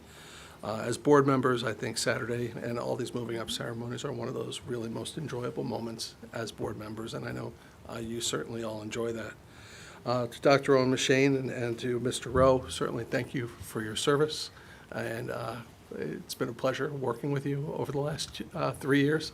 Time really does fly, which was interesting, and certainly it's a lot of people know this, and not everyone always realizes it, but one person sits at the board, but the whole family really supports the person sitting at the table. And there's those a lot of nights where you're not home for dinner, and you're at a board meeting, or you're in executive session, or you're taking a phone call. And certainly we recognize that work that the board members put in, and the sacrifice that your families put in during that time as well. So it's an opportunity to acknowledge them as well, and the time that they put in, because they all deserve bells, probably too, or at least mini bells, in making that all work. And then to my colleagues, to Alice and the other one, I'll say it that way, I certainly appreciate my time working with you, with both of you as colleagues. Appreciated your candor, your intelligence, your perspective, and certainly, as we know, we'll always have that connection. And I mean, Alice, you'll be my only friend-in-law from Long Island.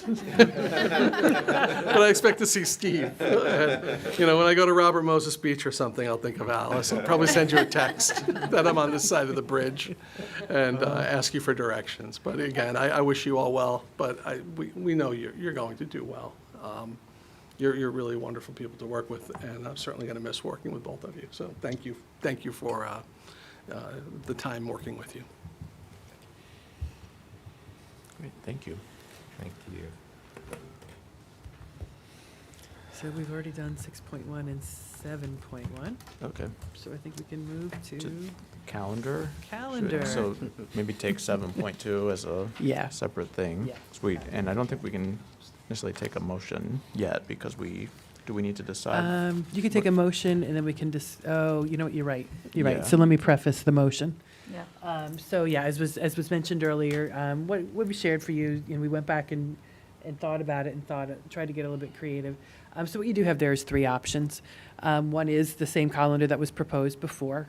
That was the proposal that I had been brought through our normal process. That's option A, calendar A. Calendar B is the removal of the day before Thanksgiving. Yes, universally not popular, but it is the one that actually preserves professional development time and adds instructional time. The third option, and I guess, part of this is me having to, I'm not going to feel comfortable recommending something that's going to remove professional development time. Ideally, I'm not comfortable with something that's removing instructional time either. So I'm giving the board options, and I know that there are various competing interests. So when we have options, we'll try to find the one that really best meets the needs of everyone.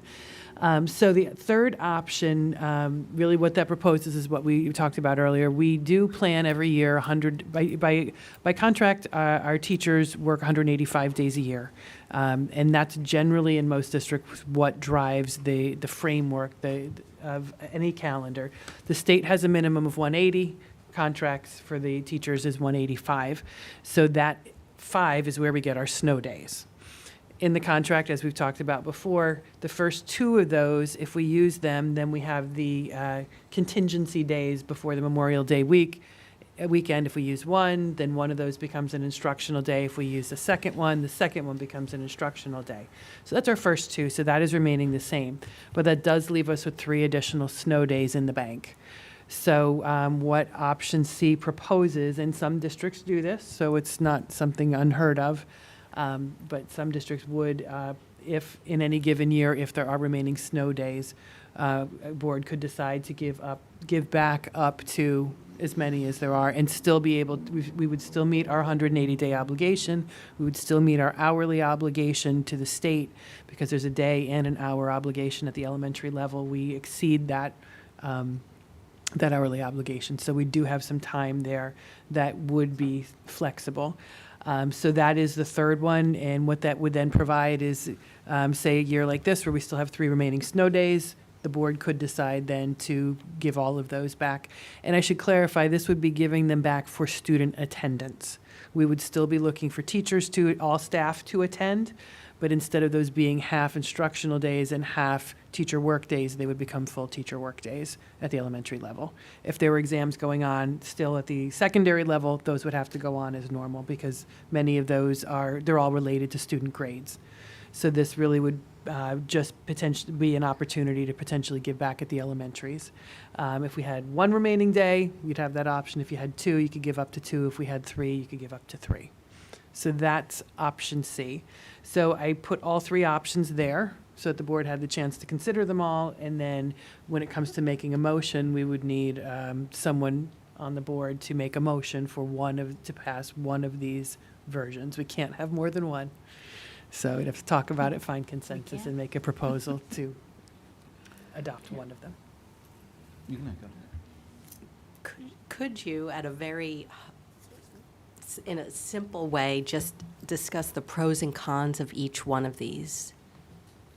I'd say option A is similar to what we have this year. Right. It maintains the level of, and I think we did remove one half-day at the elementary level from what we had this year. Actually, it was K-12. We had you'll remember we had a half-day before the holidays in December. Right. And that was partly just because of the way the holidays fell. We put that in out of consideration that families similar to Thanksgiving might Right. want to get a head start on the holiday. So it removes that. It maintains the same level of PLCs as we have this year. It remains the same structure that we've had for student days. Again, it's kind of the same traditional one that we've had for the last few years. So it gets rid of one half-day? One half-day from what we experienced this year. Okay. Yep. So option B is the same as the original proposal, except it takes away the half-day before Thanksgiving. Okay. And changes it to a 15-minute staging drill dismissal. Which still checks the box for allowing us to do the drill, but it gives back instructional time. It doesn't, it's one half-day out of the calendar. Gotcha. So again, Okay. the professional learning time stays the same, a couple hours more instructional time, but it does lose that, the early start for Thanksgiving. Right. And then, so I guess those would be the pro is more instructional time, the con is the loss of that travel time before Thanksgiving. Right. So then the pros and cons of the third, again, it maintains the professional development time. It maintains everything else about the calendar, with the exception of it does give the ability to use those unused snow days at the end of the year, which would then address additional half-day concerns that were raised as well as heat concerns that were raised. Mhm. So that, I think, it does decrease some instructional time. So those are the Right. pros and cons. Pros is addresses some of the concerns that have been raised here that we've been asked to think about. The con is it does reduce some instructional time. The But one is that instructional time that's reducing at the end of the? At the end of the would- At the would- end of the school Very year. end of school. And Next week. would it be fair to say that Less that quality. instructional time is probably less valuable? I You will wouldn't want to say- say that? I'm not going to say that. Okay. What I will say is many camps do start Right. early, Yes. so many students are gone that last week anyways. It's not ideal, it's not what we want, but certainly families make the choices. And so Do you it has probably a lesser impact then than it may have earlier times in the year. Do you think teachers, oh, I'm sorry. Go ahead. Do you think teachers could use that time in a way that's, That was going to be my question, yeah, too. more than just packing up, could there be a greater functional use? I'm sure there could. We haven't had any conversations about that, but I'm sure if the opportunity was there, I think it's the interesting. time would be well used. I It You could agree now with have possibly- 3 half-days that Right. would have been class time that you could use for PLC or Professional something else. learning. Absolutely, Yeah. and I think even preparation, Say data that team again, Sid. meetings, I'm sorry. planning for the following year, What there's so many. Oh, okay. Yeah, I am confident it would go to good use. I can't tell you what that is now because we haven't Right. had the Right, yeah. conversation. But I mean, the one thing they would have to retool, I know teachers often do special things in that last week as part of, it's kind of a lot of districts have that same kind of half days Right. for the last several days. But So there'd when- have to be adjustments. We'd have to give notice well in advance. Yeah, so that when folks would could you know? adjust. I'd say once we're free and clear with weather. Right. I mean, I'll be honest, here's a little bit of a challenge. I'll throw it out there now because we're in the midst of a heat wave. Those are emergency days, technically. They're not just for snow days. So there is a possibility that one could use those days if there were a severe heat emergency and could close instead of having school. So I think we would have to have a conversation and we would have to make a decision about, are we far enough in the year? Are we confident enough in where we Yeah. are that we can expend those? And that's why I said it as you could give up to 3, depending on how many you have remaining, because it might be a year where we only have 1 left or 2 left. Or it might be a year, maybe we have 3, but we want to keep one in the back pocket in Yep. case we do have a significant heat day or a hurricane comes through, or you never know, earthquake takes something out. I think it's a creative proposal and responsive to the concerns. So Dr. Champ and I had some exchange on this. I do like calendar C, the one that takes away the snow days. At the end now, all this is contingent, I guess, with no snow. Right. And So- remember, the kids think that I'm from Alaska, so I am loath to call snow days. But I do think that maintains the professional teaching for our, for our teachers, the professional learnings that they have to do. Plus, it also helps with concerns we've heard all year, which is camps, the school year going so late, and some heat, especially in our very old facilities that do not have ACs today. So I do like that proposal, and I would like for the board to consider that proposal.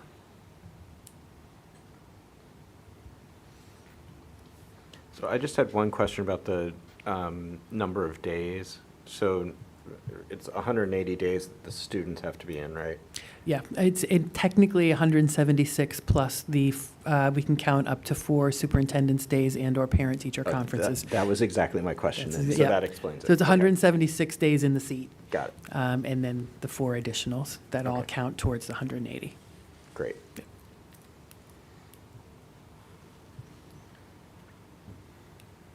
So I'll make a motion to put forward calendar C, the snow day proposal. Do we have a second? So moved. Emergency day. Yes. Seconded, whatever. Okay. Any other comments or questions? Okay, all in favor? Calendar C. Aye. Okay, that motion Great. carries unanimously. All right. And thank you for thinking out of the box on that one. You're welcome. And thank you for your advocacy. Yeah. Thank you. All right.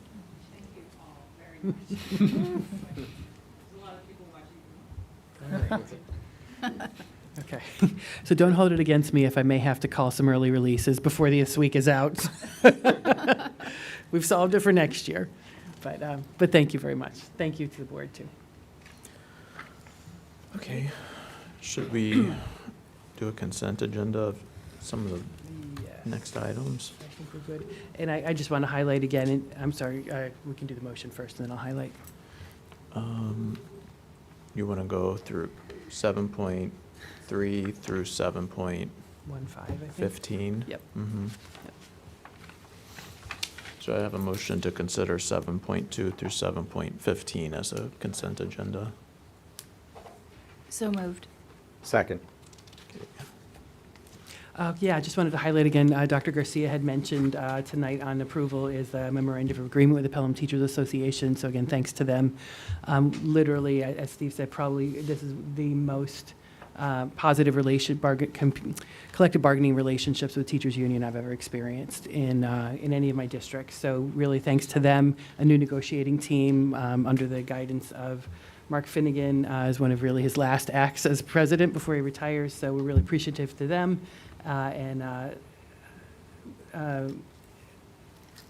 Put that before the board tonight for approval. Additionally, want to just note that we're also approving an agreement with Dr. Susan Guiney and Deborah Razis, our consultants that I mentioned earlier. They're coming back to do our board retreat this summer, so very excited to continue to work with them. And then finally, just an exciting trip to note. The Pelham Morehouse High School performing ensembles are heading to Nashville next year for a performance and educational trip. So, Which grades is that for? I don't know, Dr. Bowman, if you happen to know, let me see if it's in the proposal, the Let me see. Nashville trip. It says 75 students.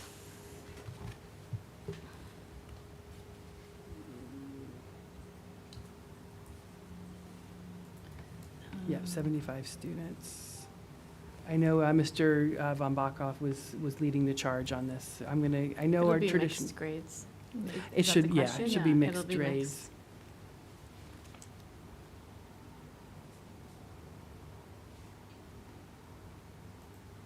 That's it, just wanted to highlight those Okay. items.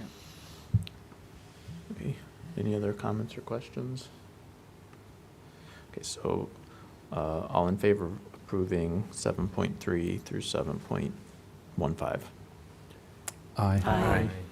Okay, that's approved unanimously. And I found what I was looking for. I knew the detail was in here. I did want to highlight this. That trip is for the jazz band, chamber chorus, and orchestra. Whoa. So we're Yeah, excited. that's good. Orchestra has not traveled in the past, so we're excited to see the orchestra now traveling on the trip. That's Good. great. That's great. Yeah. Okay, and I'll accept a motion to accept a donation. So moved. Second. And I'll read this item. Resolved that upon the recommendation of the Superintendent of Schools, the Board of Education of the Pelham Union Free School District does hereby accept the monetary donation of $10,000 for Grant 2409, Safer Choices, Assemblies, and Parent Program, and that gratitude be bestowed upon its donor, the Pelham Education Foundation. The Board of Education hereby authorizes the district to enter into any related agreements to procure the goods or services required under the terms of the grant. So it's a sizable donation to make good decisions. Yes. Mhm. Yep. Okay, all in favor? I'm going to Oh. abstain Oh. because this is a Pelham Together thing. Yeah. Good point. Okay. All in favor? Aye. Aye. Any opposed? Any abstentions? Noted. Okay, and the motion carries. Okay, so policy? Policy. So we took a similar approach here, and I spoke with our attorney on this just from a procedural perspective. Similar to the calendars, I asked her, I said, look, we've got this policy we're considering with two different options.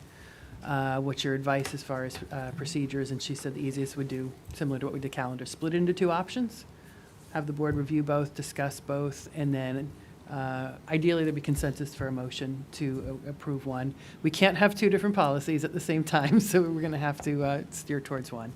So what I would recommend is a discussion and a motion about which of the two to move to third reading. So certainly not an adoption tonight, but a motion of which of the two to move to third reading. That was based on advice of counsel. So just for a reminder, the starting point of both of these is the same. The text at the beginning is all the same, definitions, all district schools. The difference is in how the policy would be played out at the high school.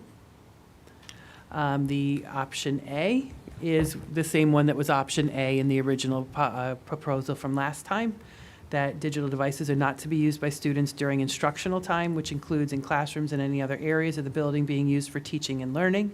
And we did that purposefully, thinking it might be assemblies, presentations, speakers, physics, experiments in the hallway, could be anything where instruction is occurring and attention is needed.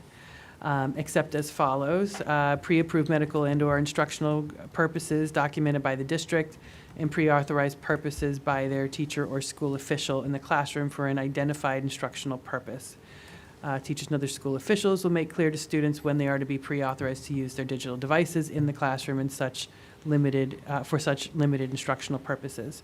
I will say a question was raised about would that potentially have any FERPA or student privacy issues. I did forward the question on to the attorneys. I did not get an answer yet on that. So, but I'm sure they will respond to that and give us some guidance about that. So that's option A. Option B then obviously is the other option that was being considered for high school.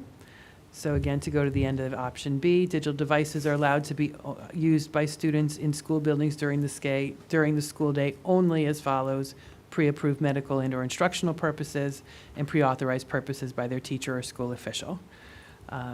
Teachers, school officials will make clear to students when they're being pre-authorized, et cetera. So the main difference is instructional spaces versus throughout the school day. I'd say that's probably the simplest way to say it.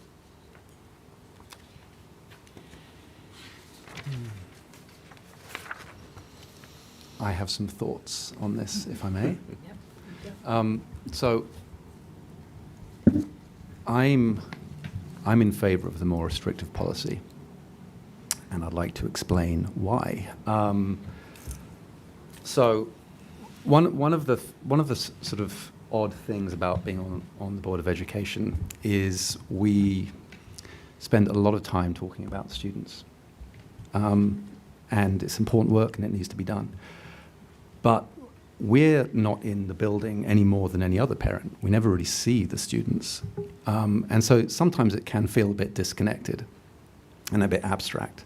But, excuse me, recently I was in here in the middle school for strategic planning when the students were in the building. And it was just a really uplifting experience. You may remember, actually, Dr. Champ, I texted you about how happy it made me. And the reason why it was so uplifting was because there were, kids milling about, and they seemed happy, and they were engaging with each other. And it was just this sort of mass of life, of like genuine human interaction. And it was just truly wonderful, because we very rarely see it, and I saw it, and it was very uplifting. And around the same time, I was also in the high school, for a focus group. And it was a very different experience. And what I mean by that is I saw sort of students kind of in hallways and in corners, just, heads down, looking at their phones. And it was very different and not in a positive way. Now, when I make that comparison, I know that, an obvious response would be that is a completely spurious comparison to make because, the high school is just inherently a different environment to the middle school. And high schoolers are just different creatures, are different students to middle schoolers. You can't make the comparison. And it's got nothing to do with cell phones, but I think it does. And the reason why I think it has partly to do with smartphones in the school is right in front of us. And I would implore high school parents to just take a moment, take a few minutes and figure out how to kind of see the usage of their kids, which you can do on the native tools on your phones. And I think you will see how much time they are spending on phones, when they're doing it, and what they're doing. Those three things I think are worth everyone looking at. And to sort of give a bit of a spoiler alert, I think what you may see is how much time they're spending on the phones, a lot, when they're doing it, a constant trickle throughout the school day, and what they're doing on their phones, it's largely social media. And I just think these devices have a chokehold on our kids. I truly do. And I find it sort of interesting and strange that one of the things I really like about the Pelham community is how we as a community really prioritize the well-being of our kids and how they're feeling and their mental well-being.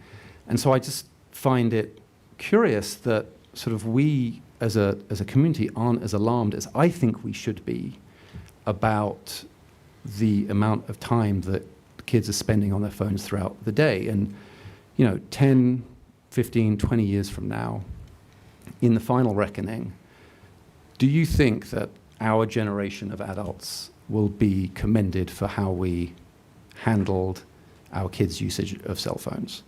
Like, to me, it's obvious that cell phones in the school setting they jeopardize and they reduce human interaction. They've created new avenues for bullying during the school day that didn't exist prior to cell phones. And even when these phones are not being used, when they're in a pocket or whether in a bag, just the phone being there, I believe, makes it harder for the kids to focus. And I just honestly think that we have dropped the ball. But let me explain who I mean by we. I mean, boards of education across the country. I mean administrators across the country. I mean parents. I include all of us in that, with the exception actually of teachers, because I find it hard to manage the screen time of one teenager in a house, and so I can barely imagine what it's like to manage 15 teenagers or hundreds of them in a building.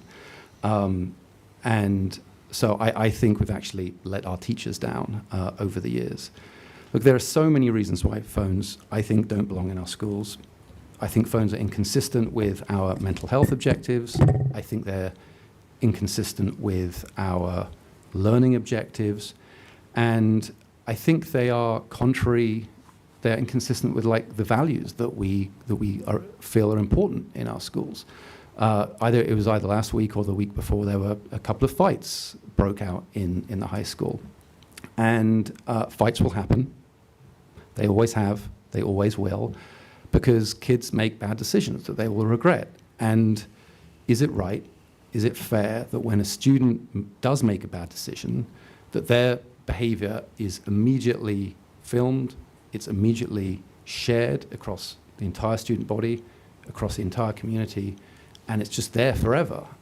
If my kid did something foolish, I wouldn't want that recorded for posterity. So, how is that compatible with our desire for this to be a district of character?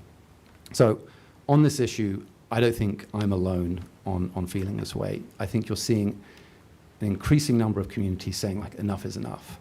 More than 200 school districts have now suing the major social media companies. I think we should join that effort. Governor Hochul is also proposing legislation to prohibit cell phones in schools. When you look at policies in local private schools, it is a mixed bag.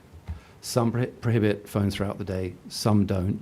But the number that do prohibit the phones throughout the entire day, that number is only increasing. Regis implemented that policy just 2 weeks ago, and I will bet that more follow suit. And it's not just private schools. There are public high schools that are prohibiting cell phone use throughout the day. Coincidentally, today, the nation's second largest school district in Los Angeles, their board voted to prohibit cell phone and social media use for over 429,000 K through 12 students during the school day. I don't know any more detail other than that headline. Natalie made a great point in the last board meeting that we are, as a district, generally very forward-looking. There are many examples of that, of how we're forward-looking in terms of the programs we offer, how we structure, leadership positions. We're forward-looking in that.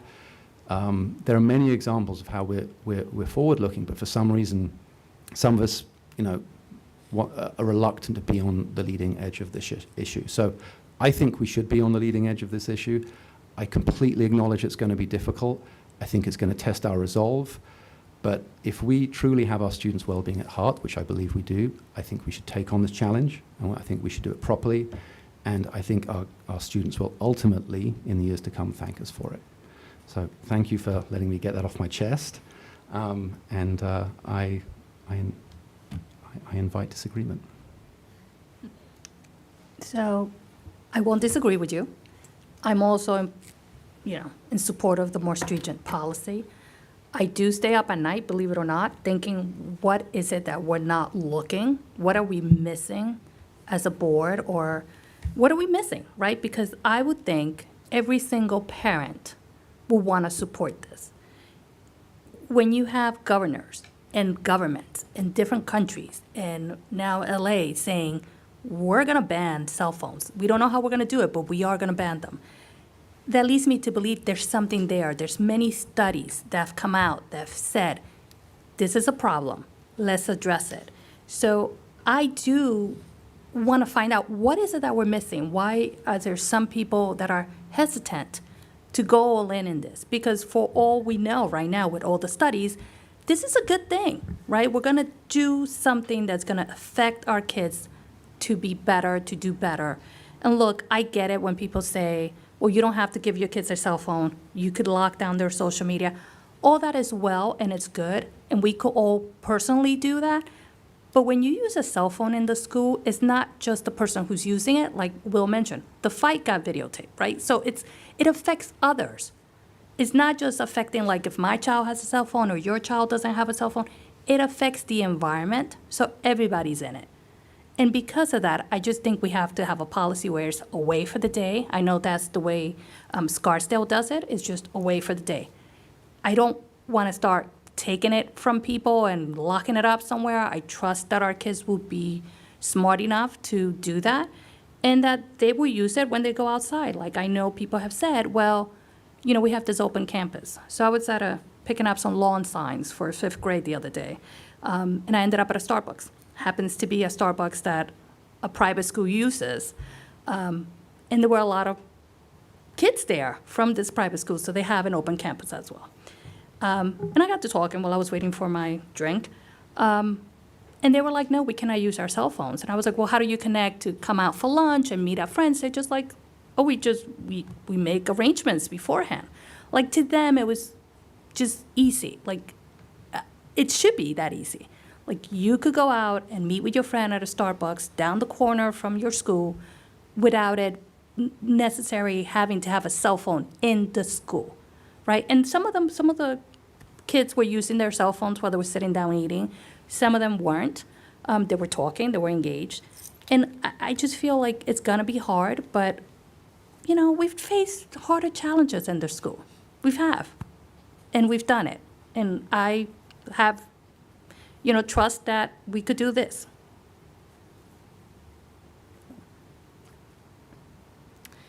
So what I'll say is I don't disagree with either of you at all. I don't. What is on my mind are a few things. One is implementation. And what I would want to see is a process by which we approach this in a way where we know we can be as successful as possible. So does that look like what you're talking about, Will, like, you know, absolutely no cell phones? Maybe. But what I know coming in is what we have a new administrator coming into the high school. We have guidelines in place that I believe we can give him and Dr. Titone, Mr. Llewellyn and Dr. Titone, an opportunity to actually implement consistently across the high school. I think we can also look at what are the things that cell phones do that are positive, and what are we going to do to find replacements for those positive things. So I don't disagree with what you're both saying at all. It's more about, and I think you all know me by now, I always talk about like the approach by which we do something. I think it's a huge change, and it would be difficult, 100%. I think that we could look at this coming year as an opportunity to put in place a policy that mirrors the guidelines, and also look at all these questions we have about, okay, so what are we going to do about open campus? What are we going to do about this? What are we going to do about this? All these situations where cell phones come into play, and talk about addressing those. So cell phones, whether we like it or not, are a source of connection for everyone, but for students, for kids. What are we going to do? What can we do culturally as a school? And I say we, and what I really mean is, let me back up a second. I see us as a board,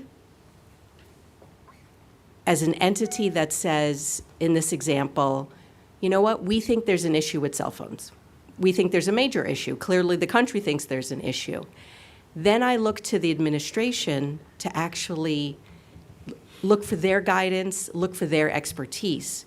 So if we look at this coming year and say we do want a policy in place that solidifies the guidelines so that it makes it that much easier to enforce what the guidelines are, and we'd like you to take a look at what can we do, what can be done to find replacements for those connections.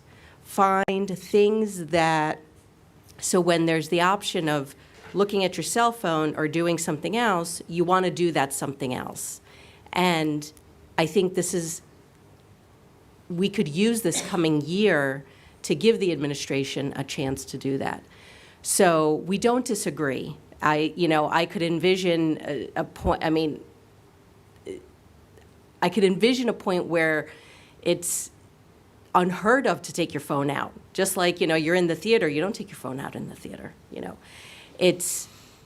But my focus more is on successful implementation and setting things up to be successful and not fail from the start.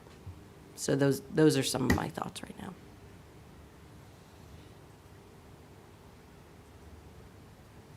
I'll go.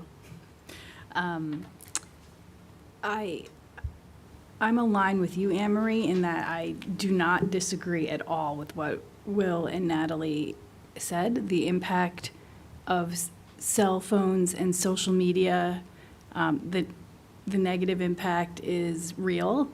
But I'm of the mind of I'm ready to meet the district and the community sort of where they are on this right now.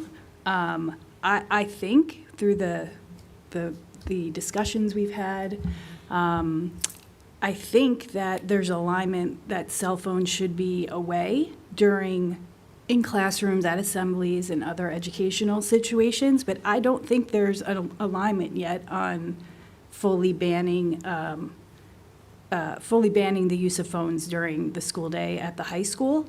I do think, again, I agree with you, Anne-Marie, I think we can get to that point with the right programming and initiatives around teaching kids and families about how to do that. But I don't think that should be the starting point for the policy at this time.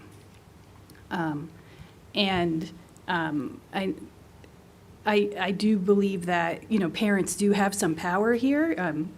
They can choose not to give their child a cell phone to bring to school, or they can manage social media. So I'm of the same mind as Anne-Marie, and let's take our time in getting the implementation right and getting everyone to the place where there's no cell phones used in schools.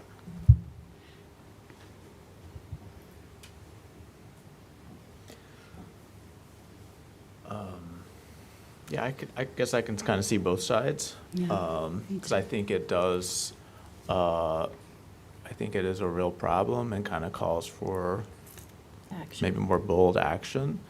But I worry about the implementation. And yeah, I do kind of feel like, if we want to maintain Pelham as a special place and really distinct, like maybe it does make sense to do something more bold.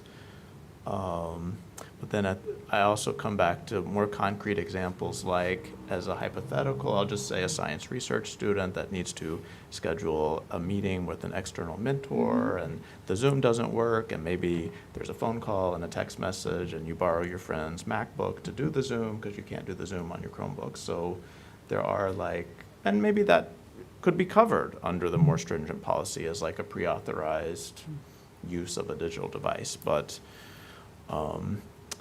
yeah, I just worry that there may be legitimate uses of phones during the school day for some of the kind of authentic learning experiences that maybe we haven't fully considered.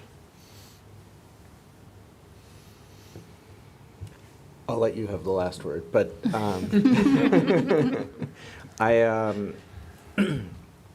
we've talked a lot about this in policy. We've had meetings most of the year, I think, where this topic has come up. And I agree with Natalie and Will in terms of the target for where I think we ought to be headed. But I agree with the others who have spoken in terms of where I think we are now and where I think we can get to in the short term. We had some pretty thorough conversations with the incoming administrators for the high school, and what they thought implemented or impacted student learning, and what was realistic to be implemented. And I think their take was very much that, 2 or 3 minutes of passing time between periods is not, like, the work to try to solve that problem is not at all worth the impact on students of taking those couple minutes a period out of their hands. But the impact of making sure that phones are really away during classroom time is really valuable and something that could be implemented. And that we could look to the administrators to, hold them accountable for, because that's something they believe that they can do. And then I think what's important about the policy is that we included an expectation that we would be reevaluating it and looking at it each year and potentially changing it. And so having a path there to be continuing this conversation and seeing what we can do to move towards something that that implements a lot of the things that people have been talking about in terms of both a target and how we find alternative things for students to be doing instead of looking at their phones. Well, I think a couple of things. So one is, I think it's important to note that the two policies that are on the table, neither one of them are bans. So a lot of the discussion that we're talking about was happening in Los Angeles. Whole countries are more extreme than what we are proposing here, because we're trying to find this right balance of what are the legitimate uses that teachers or otherwise would want, while also protecting against some of the issues that we know that exist. And to your point about what are we replacing with, that's why the first bullet point I do think is so important in both policies. This idea that we'll maintain physical spaces and provide opportunities that facilitate face-to-face collaboration and human connection between students and between students and faculty that do not require nor encourage the use of a digital device. I mean, I really hope that that's not a throwaway bullet, that the district is really going to look for ways to lessen the need. We just put it in the strategic plan. What's that? And hence why this language is also in the strategic plan. And it's not insignificant. I mean, Will mentioned today that Los Angeles has decided on a full ban, but yesterday the Surgeon General, who had already issued a warning yesterday, said the threat social media poses to children requires urgent action, and he's demanding that Congress put a warning label on the apps as it does with cigarettes and alcohol. It's just really hard to just continue to hear these messages over and over again, and it really does. I think Governor Hochul is going to move forward with a ban. So I think we have to, whether we like it or not, it is very likely that from a state perspective, she will require a position that's even more extreme than what we are putting forth. And what I've been spending some time on, because I've actually reached out to districts who've grappled with this decision, for those who've made more restrictive policies, and the feedback has been incredible. Like, we didn't realize how addicted the kids were. Oh my God, we were so excited to be able to spend time together.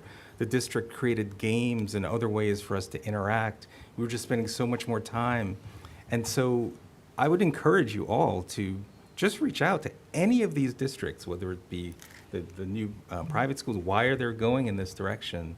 Because they're grappling with the same things, and yet within a very short period of time, implementing more restrictive policies, again, not necessarily a ban, but they're feeling immediate positive response from students, from teachers, from faculty. And again, I know last week, or we talked about it, we said the feedback was mixed, but certainly the commentary that we got from our own teachers here, talking about the challenges of what they call a true addiction, it's at the core of mental health issues, it's at the core of some of our academic issues where they exist. And so I just think it's incumbent upon us to be bold. I do think that if the board said we want a more restrictive policy, I actually have great confidence in Dr. Titone and Dr. Llewellyn that they, along with the faculty, would rise to the occasion. I know that they've said implementation is hard, but I actually think, and Dr. Llewellyn has actually been in a middle school where he's seen the benefit of not having cell phones at the center of the student experience. So I have a feeling they're yearning for leadership from us. And I think it's an opportunity to do some great things for kids. It'll be hard initially, but I think the benefits will rapidly come from a more restrictive policy that's not a ban, that tries to do the things that are in option B. Just another thing that occurs to me kind of about option B, that second bullet, pre-authorized purposes by their teacher or other school official, could be interpreted pretty broadly. But I guess it would require being mindful about what would be the purpose of using your device. And maybe you say, like, listening to music while you're studying is a pre-authorized use, or listening to a podcast is a pre-authorized use, or corresponding with your science research mentor, or what, but you could think, but it shifts it from being anything goes to, like, let's think through this in a careful way, like what are the uses that are beneficial. I also want to make a clarification. So when we talk about cell phones, we're not talking about not doing the curriculum on literacy. Literacy? No, that's bullet Right, point 2. digital literacy, because we do that, and it's important. And Look, it's the we second live in the bullet. 21st century. We're in the age of AI, right? Like, this is not something we're going to get away from. What we're talking about is prohibiting the use of these little things that are attached to our hands and fit. I like the little one because it fits in my hand. Right, that's what we're talking about. We're not talking about not teaching kids how to use, AI or how to use the internet or how to use any of the great things that we've rely on to live. That's not what the discussion is about. I think that continues as it is today because we are preparing kids to live in the real world. In the real world, they will use one of these to do everything in life, right? But they don't necessarily need to live in the real world by using one of these every single second. And I think that's what the distinction really is can we put these away from the hours of 8 to 12 and then 1 to 3, unless you have a pre-authorized usage. But we're not saying put away the learning that you would need to do on another device that would enable you to learn how to operate in the real world. Because I see those things as very different. And it's the second bullet point. The district shall address the New York State K-12 learning standards for computer science and digital fluency with a focus on digital citizenship in developmentally appropriate ways. So, to your point, we've thought about that in particular. Yeah. So what the first bullet point, which I really like, the district shall maintain physical spaces and provide opportunities that facilitate face-to-face collaboration and human connection between students and faculty that do not require nor encourage the use of a digital device. I love it. We put it in the strategic plan. It's perfect. But we have to face the reality that we have a physical space issue, right? So let's imagine we put in option B. Okay, so what are we faced with then? What is the administration faced with in terms of finding these opportunities and maintaining these physical spaces for this connection, for this face-to-face contact? I support, again, I think it seems like we all agree in general around the issues and the concerns and the problems connected to our phones and social media. For me, it's about the fact that we want to, for instance, maintain physical spaces for that connection, let's take this year and find those spaces. Where are those spaces? What are we going to do? What can be done to actually replace the desire for a student to be on their phone with a desire for a student to instead, I don't know, pick up a board game, or maybe there's a foosball table somewhere, or I don't know, something like that, so that the phone is a less appealing option, because our phones are not going anywhere. That's what I advocate for. And I agree that Mr. Llewellyn, Dr. Titone can rise to whatever occasion, is placed in front of them. I just think that we can be very deliberate about the connectedness and belonging that we want students to feel, while at the same time keeping in mind, you know what? Either A, Governor Hochul's going to tell us the phones are going away anyway, so then there's not much, the answer is there for us. Or B, we think we might want to go in that direction, or every year we're reevaluating because we might be going in that direction. What can we do to improve the culture, improve the connection, improve the opportunity for students to have choices other than their phones, so that if and when there is, and I'll say ban, but I know it's not a ban, it's actually successful. I don't know if we're allowed to do this, but I think I'd be curious to hear what folks in the audience, if that's the right word, If they're here, if they're here to express themselves on this issue. Seeing as we're talking about it now, do we want to invite public comment? Are we allowed to do that? Sure. Yeah. Yeah. Yeah. If anyone has public comment related to this issue, please come and take the mic.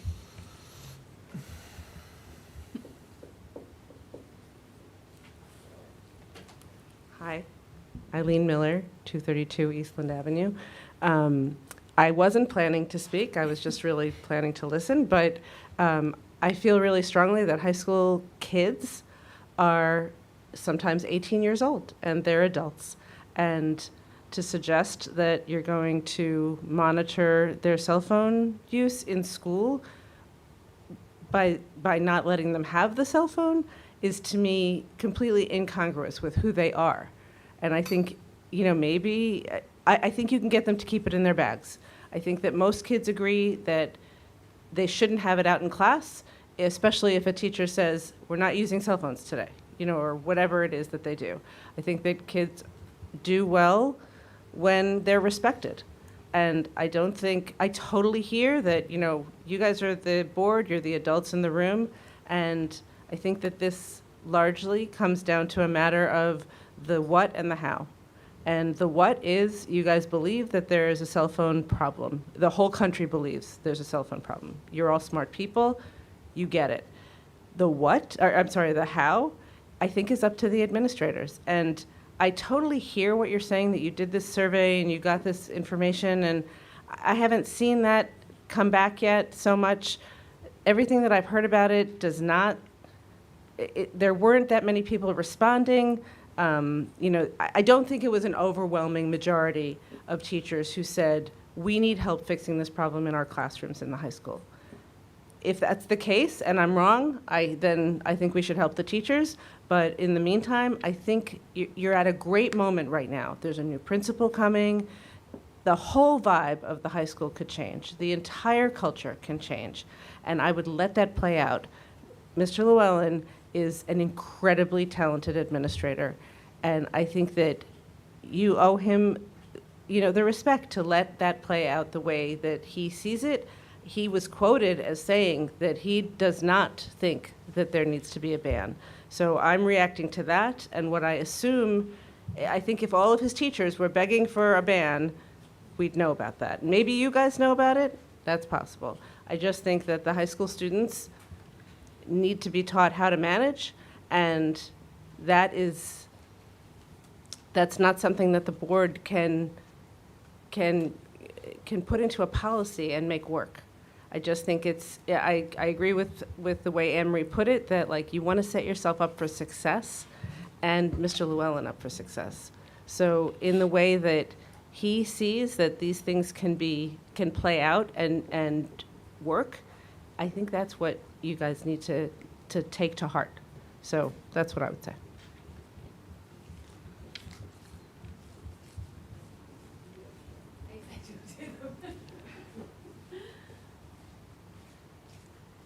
Evening, Suzanne Snyder, 97 Store. Thank you, everyone, for your service. I'm mostly here to listen because I am compelled by the arguments on both sides. What I think is ironic about the high school is, Will and I talked about this, it's actually a phoned, permissioned environment. I know there's guidelines, but when you have an Uber Eats cart outside, if you have grade level groups that are communicating on GroupMe's, if your student government is communicating via Snapchat, you have set up the building to say, yes, we want you to do this. This is how we're expecting you to communicate. The horse is out of the barn. Is it too late to close the doors? I don't know, but my biggest frustration as the parent of an introverted ninth grader is starting your ninth grade experience in a lunch period when you don't have any friends and you don't know anybody. So the building is a lonely place if you're on that space on the social hierarchy. And yes, saying the phone inhibits that, but absent from COVID, and he's the first one to say, like, I'm a COVID kid, like I have problems here. And I would love to get him to a point where he is off that device. But I also know that there are parts of his day in that building that are very difficult. And having the opportunity to listen to his headphones is very helpful for him. I also don't want them running out of the building when they're 10th graders and on to have an excuse to be on their phones. So listen, it's all over the place. I don't want them used in the classroom. I'll even say ban in the classroom. That's fine too. But I do think as we move these kids along, maybe the ninth graders have a different set of expectations. And then, as you go, and I also have a junior who drives my car to school and comes home at second period and drops my car off and then goes back to school. So the leaving and coming out of the building as you go through school, as you're a junior and senior, also looks very different than what happens when you're a ninth and 10th grader. So putting the stop sign up in such a big way, there's so many nuanced impacts of it that I support the idea of how does this unfold over the next year in all of these instances, but also trying to, discipline the kids and enforce what's going on now, because I just don't think there's a ton of enforcement. And I think this is a great opportunity to see what enforcement needs to look like too. So again, happy to speak, but really just more to listen and to support the conversation. Thank you. Thank you.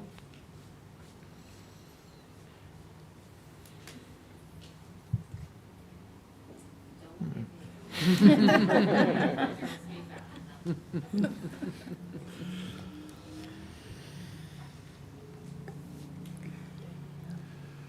think we need a motion then of which direction to head.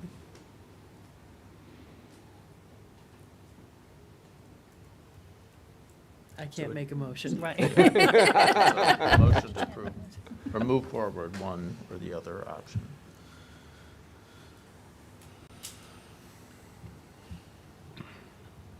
Sorry. I'll make a motion to move forward with the restriction in the classrooms. So option A. Yeah, I don't have it in front of me. Whichever one was the. Option A. So moved. Then I'll second it. Who made the motion? I thought I made the motion, but that's okay. Yeah, I'll second it. Okay. Okay. So we're voting to move forward with option A to a third reading. Correct. That's the motion. Yep. Okay. Any other comments or questions about that? And this would be not moving forward with option B. Correct. And there'll be a separate motion to do the reverse. Well, I guess if the first motion doesn't pass, then we will have to have a motion for the second. Correct. Right.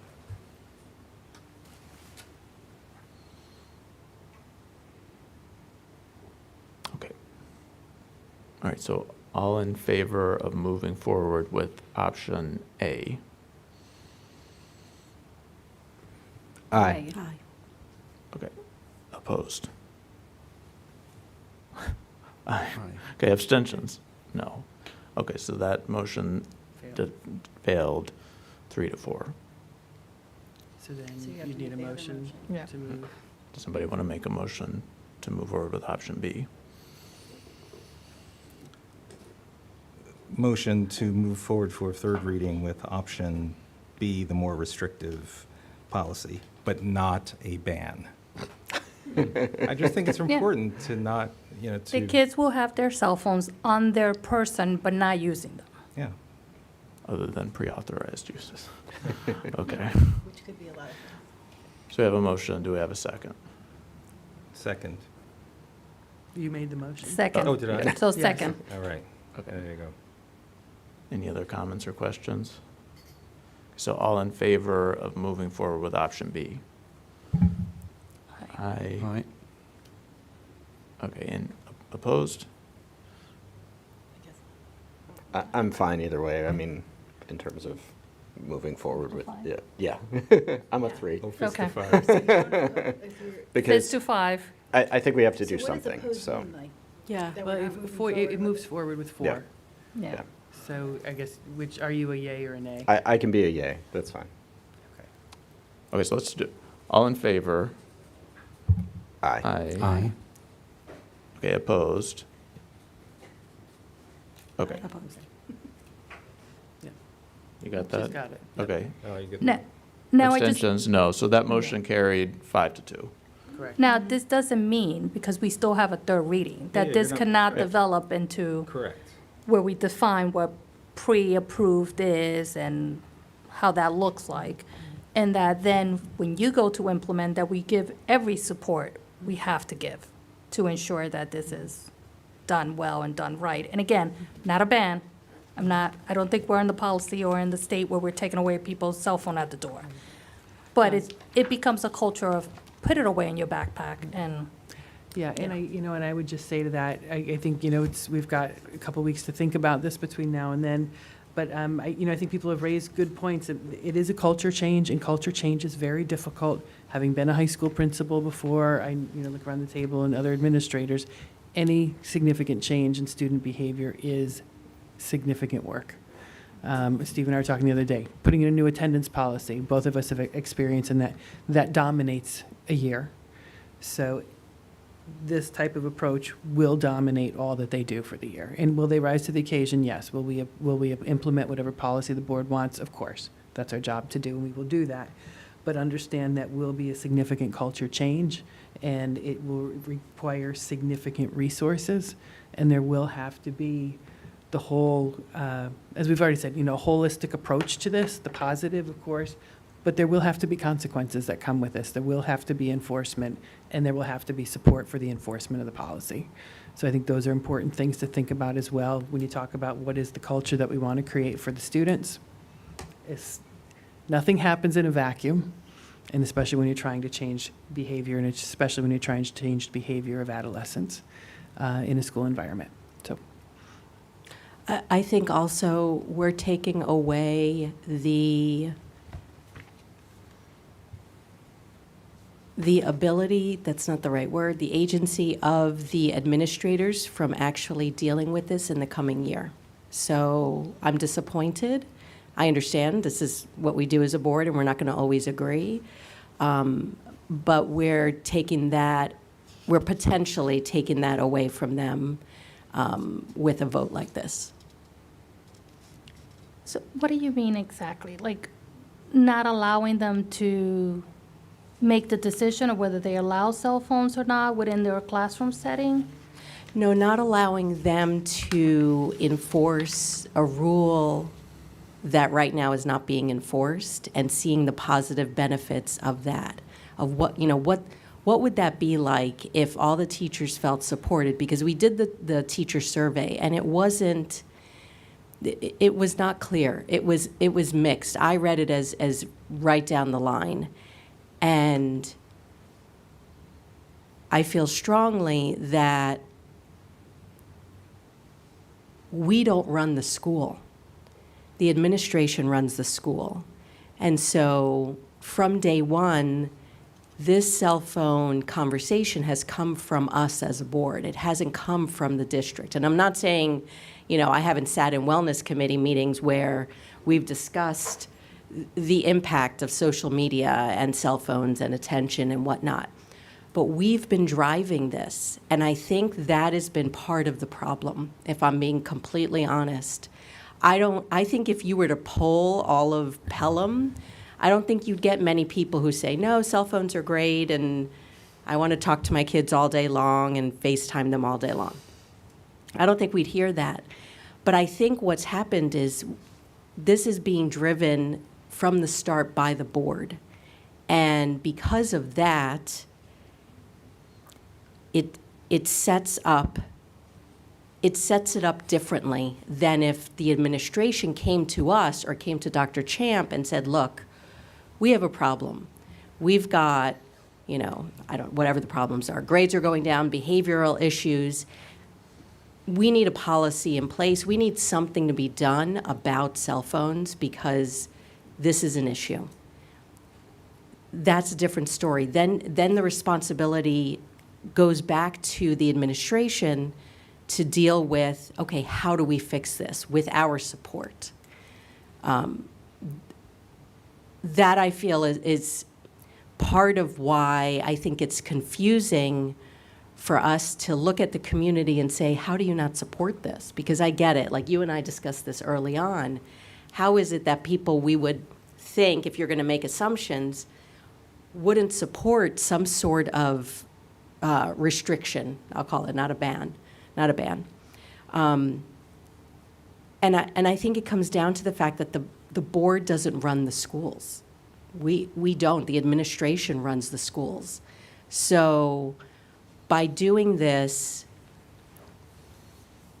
I believe we're setting a message to the administration coming into the high school saying,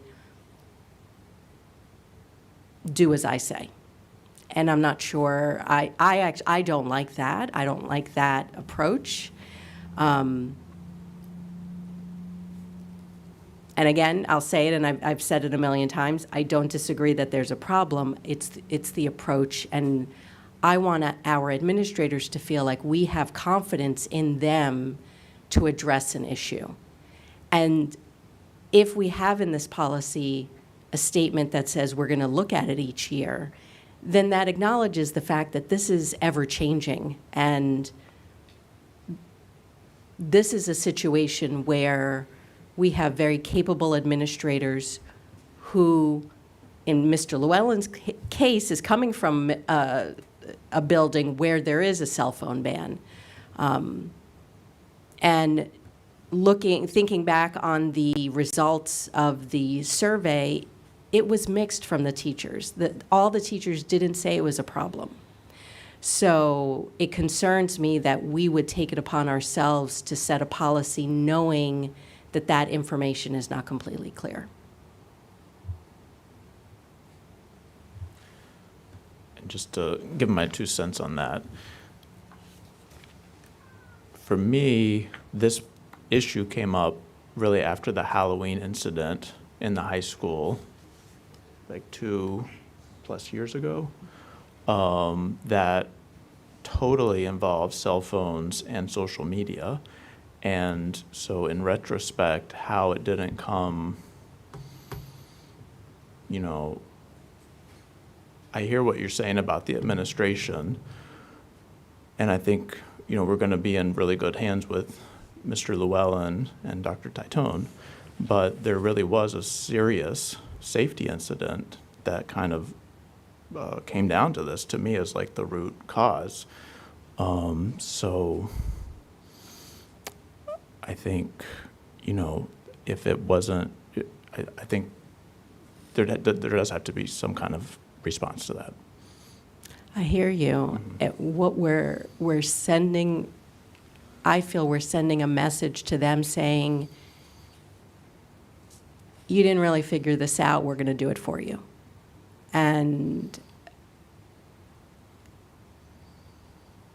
I don't think that exudes a sense of partnership or belief in, or confidence in what they're capable of doing.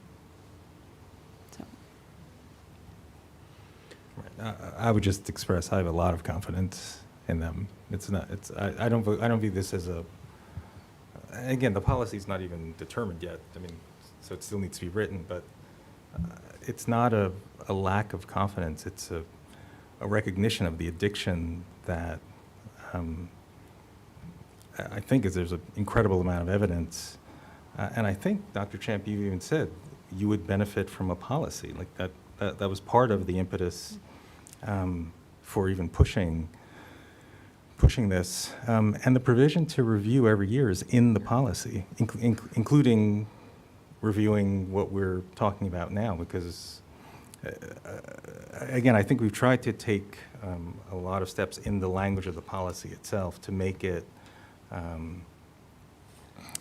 responsive, accountable. But again, we're not even voting on the actual policy. We're just voting on what to go forward with a third reading. Yeah. So we're saying it's not a ban, but I'm going to use the word feel, even though it feels like the policy that we're moving forward with feels like a ban.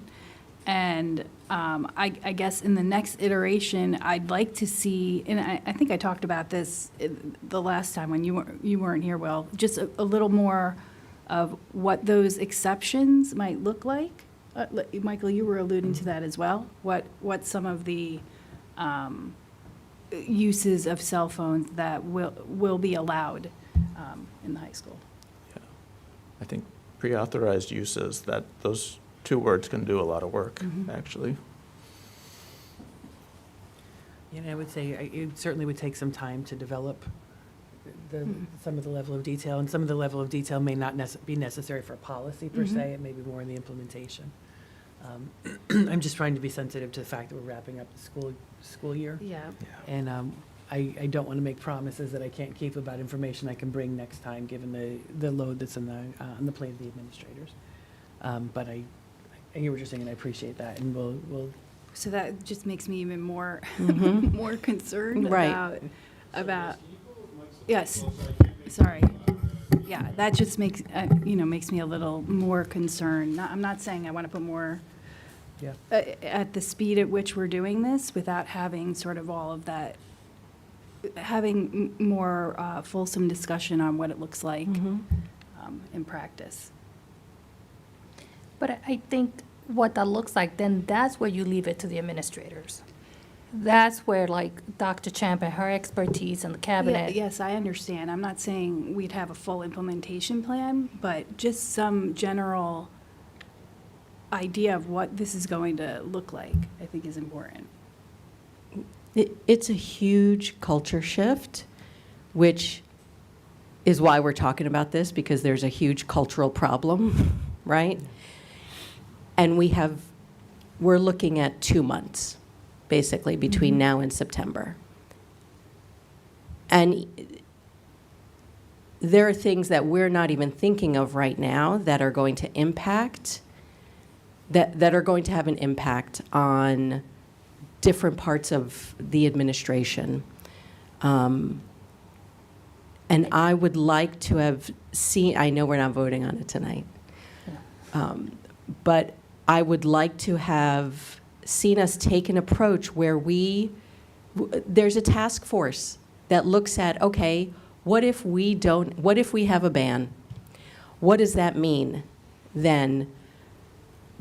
Right now, students use their phones to access websites that they cannot access for whatever reason. Okay, then what does that mean for the technology department? What changes do they need to make so that those websites can be accessed? I can't even think of all the scenarios because I'm not in the school. I'm not running the school. I'm not in the classroom. I don't know what the teachers are dealing with. They know what they're dealing with. And so 2 months now with a new strategic plan concerns me. Right, maybe I'm overthinking this, but it seems like it's not just a flick of a switch. Right. But maybe it because, I'm sorry, because it is not a flick of the switch, the way I envision this is, and again, not an administrator, not the one that's gonna implement this, but what makes us think that it's 0 to 100 in 2 seconds? Like, I am sure there's gonna be varying degrees of introducing this situation. Hey, we are gonna have a new policy. The first couple of weeks are gonna be rough. I don't want any kid to be, per se, like thrown out of school because he used a cell phone, during the first 2 weeks. It's gonna take some time of, hey, reminder, the culture's changing, right? Reminder, change takes time. We won't have cell phones now you can't use your cell phone in the hallway. That may take 2 to 3 weeks, maybe a month, where you have to remind people, this is just not what you do anymore, until people kind of get it. Can't use my cell phone in the hallway anymore or in the bathrooms, and go from there. So I don't envision that day one, everyone's going to put their cell phones in their back pocket. Realistically, it's just not going to happen. But that we could continuously say, hey, reminder, this is the new way of doing things. Put your cell phone in your back pocket, please. But it's not we. It's so I guess when this I say we, I mean the administrators could say that to the kids, because they're the ones that are going to do the morning meetings or, follow that policy. So right, like that day one, I think if it were like that day one, I think that we'd be good. Steve, Jim, you guys can go. It's late. I need you tomorrow. Good night. Thank you so much. Safe rides home. But yeah, I know we want to continue this conversation, so I didn't mean to interrupt there, but. No. I wanted to- Yeah. And again, I just want to make sure that you have the support you need to get this done. Because, so let's say the governor comes back tomorrow and says, New York State, that's it, you're done, no cell phones. How will we implement it? How would the district implement it? They will have to come up with a plan. I wish you would say everybody gets a free flip phone, and then we'll be done. But what happens if that comes, which may be a reality? And it may be, but it's not the reality today, and we have the ability to actually put our trust in the administration to come up with a plan that works at a pace that is urgent, but also takes into account everything else that needs to happen between now and September. I don't want to belabor this. I think my sense is there's a real issue in the high school with cell phones. I know my votes were a little weird, but it felt to me like we should be doing something on this. Candidly, I think, or like realistically, I think not this fall, but next fall, by then the state will have passed a rule, law, something around this. Gavin Newsom's proposing something today in California for a ban statewide. Like, it's happening, and I think we will be better able to prepare for it if we do it in steps. But I think we have to start doing something. Like, just the status quo isn't going to work. So. And I think that I agree, and I think that the conversation we've been having for months is us doing something. Yeah, no, totally agree. Yeah. And I thought the first first version was more aligned to doing it stepwise. I totally So agree. That is, where I was coming See, from. I read the first policy actually more lenient than what we have, the guidelines we have today. How? And I guess I've been thinking about that a lot because I know that issue's come up. Yeah. On paper, the espoused procedures, yes, but the enacted procedures, no. Okay. I think it would definitely be an incremental step forward. But what's written here and with the initial implementation plans we've already talked about, I think would be a significant change with option A. But yeah, on paper it looks like it's less, but in reality it would be more. And I guess one thing along those lines was actually the places where the surveys identified issues were classrooms, were the difficulty on teachers from uneven enforcement, making it hard for teachers to try to to push it in the classrooms, but the passing time not an issue. Actually, comments from teachers about study halls being like the effort was more distracting than the actual use, and that was someplace where we might want to think about loosening expectations. So like, I don't know that it's across the board as clear cut as. That could be the pre-approved. Right, and some of the. Maybe, but I mean, maybe that's the right compromise, but I don't know, do the people who are putting forward option B think that, and you don't have to say now, but like, does pre-approved mean study halls can be pre-approved? If that's what the administration thinks is like a fine use because it's not distracting other students? So to me, if I need to do a science research and I'm at study hall and all it takes is, hey, teacher, can I look something up because the Chromebook doesn't allow me to? To me, it's a conversation. It's kind of asking and saying, here's my intent, which I think we do in different places. Like when I'm an adult, but when I'm traveling to immigration, I better not whip up that phone because I get screamed at and, you know, they take me and tell me to go back out and not enter that area because that's a cell phone free area. So there are a number of places where we just cannot use the cell phone for whatever, at courthouses, right? There's a number of areas. So to me, it's just, hey, if I need to use it, I'll ask for it. And I guess That's what I. And I would say the challenge to that is then you're then putting the teacher in the enforcement role again. The more variability you add to it. Okay. And, you know, that's in either case, either policy A or policy B. The more that you're deferring, you're putting the teachers back in the enforcement situation. So, and I could easily argue either of the policies because the more consistent is the second one where there's no variability or little variability. Right. I think the challenge, and I hear it in what Anne Marie is saying, is if the perspective of the administrators was the incremental approach is the enforceable one from their perspective and their recommendation, then when I think you used the word agency, and that's what I heard when you said that. They're saying this, but we're saying that. Right. So I just think that there's wisdom there whatever is set up has to be structured to be enforceable, knowing we have one principal, one assistant principal, a fantastic but somewhat skeletal monitor staff. We want our teachers teaching and not policing cell phones. So in the middle of all that, how do we set up something that can actually be successful and improve the climate? Because I think we are all agreed. We all want to see an improvement in this. And I think somebody said it earlier, it's just the how. We're just differing on the how. Do we want an incremental step or do we want a bold all the way step?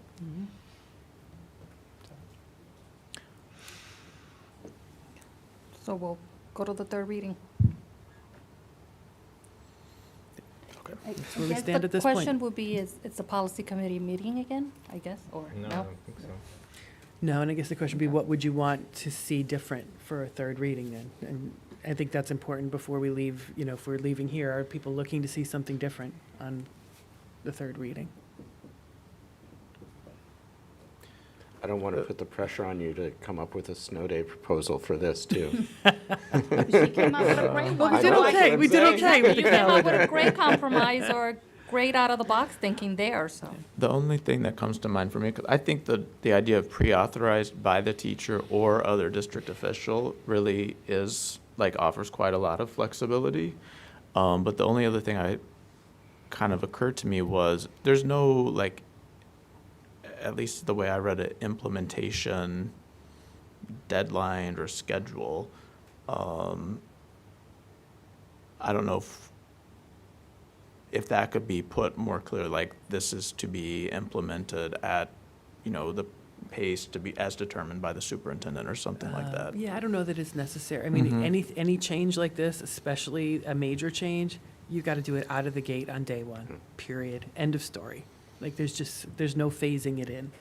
And there's even, when we talk about different expectations for different grade levels, that's not realistic. If you had kids in different hallways, in different houses, in different floors, yeah.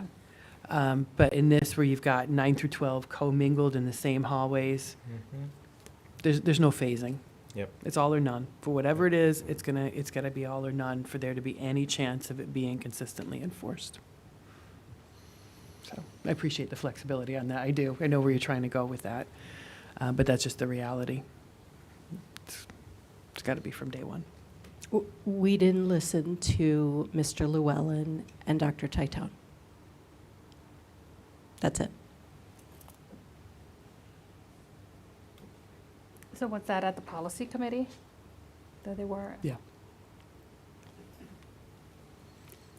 And that doesn't sit well with me at all.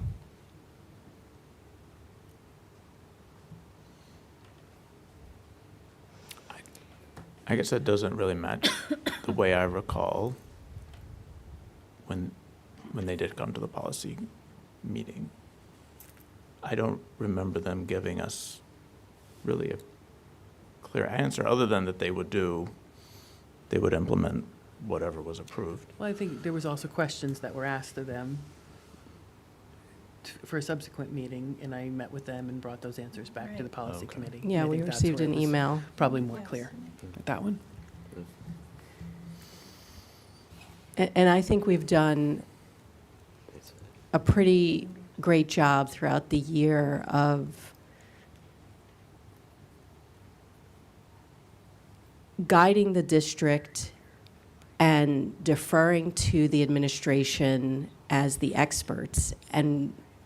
But for this particular issue, we've just not done that. And that's disappointing to me. So. Should we move on? Sure. Okay. Okay, so we've already done 9.1. Oh, okay. we So just did 9.2 And 9.3. through 9.3. We have a motion to approve 9.2 and 9.3. So moved. Second. I'm going to abstain Okay. because I know an individual on one of these. Okay. All in favor? Aye. Any opposed? And abstention? One abstention. Yeah, Anne Marie. Oh, sorry, I abstain. Okay. All right, and do we have a motion to approve Schedule D? Committee on Special Education. So moved. Second. All in favor? Aye. Okay, that motion carries. Any new business? I did just want to ask a quick follow-up. I shared with the board a proposal of a long-term plan to help provide a better support it's a better support structure for the athletics program. Certainly not asking you to decide on the entire thing now. That's really part of I think, broader conversation through strategic planning. But did want to ask just any thoughts or feedback on the proposal to create a position that would be a larger athletic coordinator, equipment manager scheduler position. That was was one item that was looking to work with the union to create. And then also there was the position to support the fitness room as well. Now, would the fitness room be supported at least first year from leftover Yes. money from the Pelham? Yes, yeah. Friends of Pelham Friends of Sports? Pelham Sports are giving us some additional funds to support whatever needs are for the room, so But then after that, it will it would be be incumbent for on the us. district's responsibility. Yes, definitely.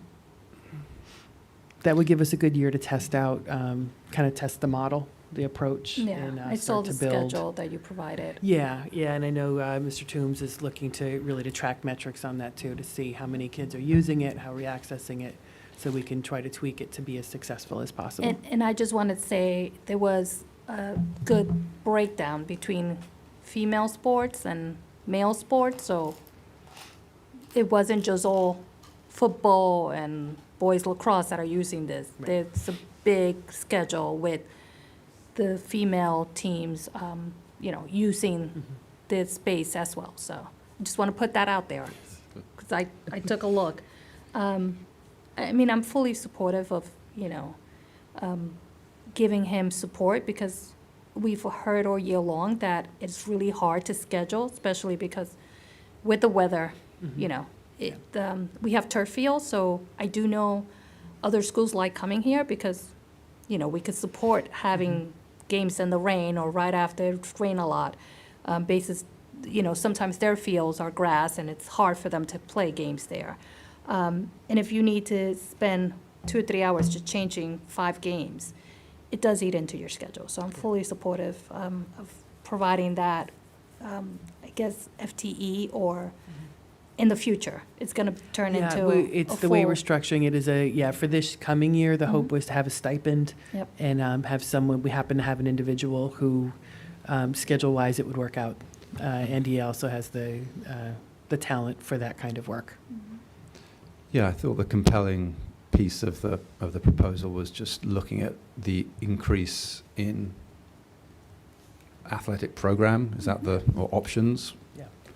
Over the years, the number of students who are now engaging in athletics now versus 10 years ago, I think it was the time period.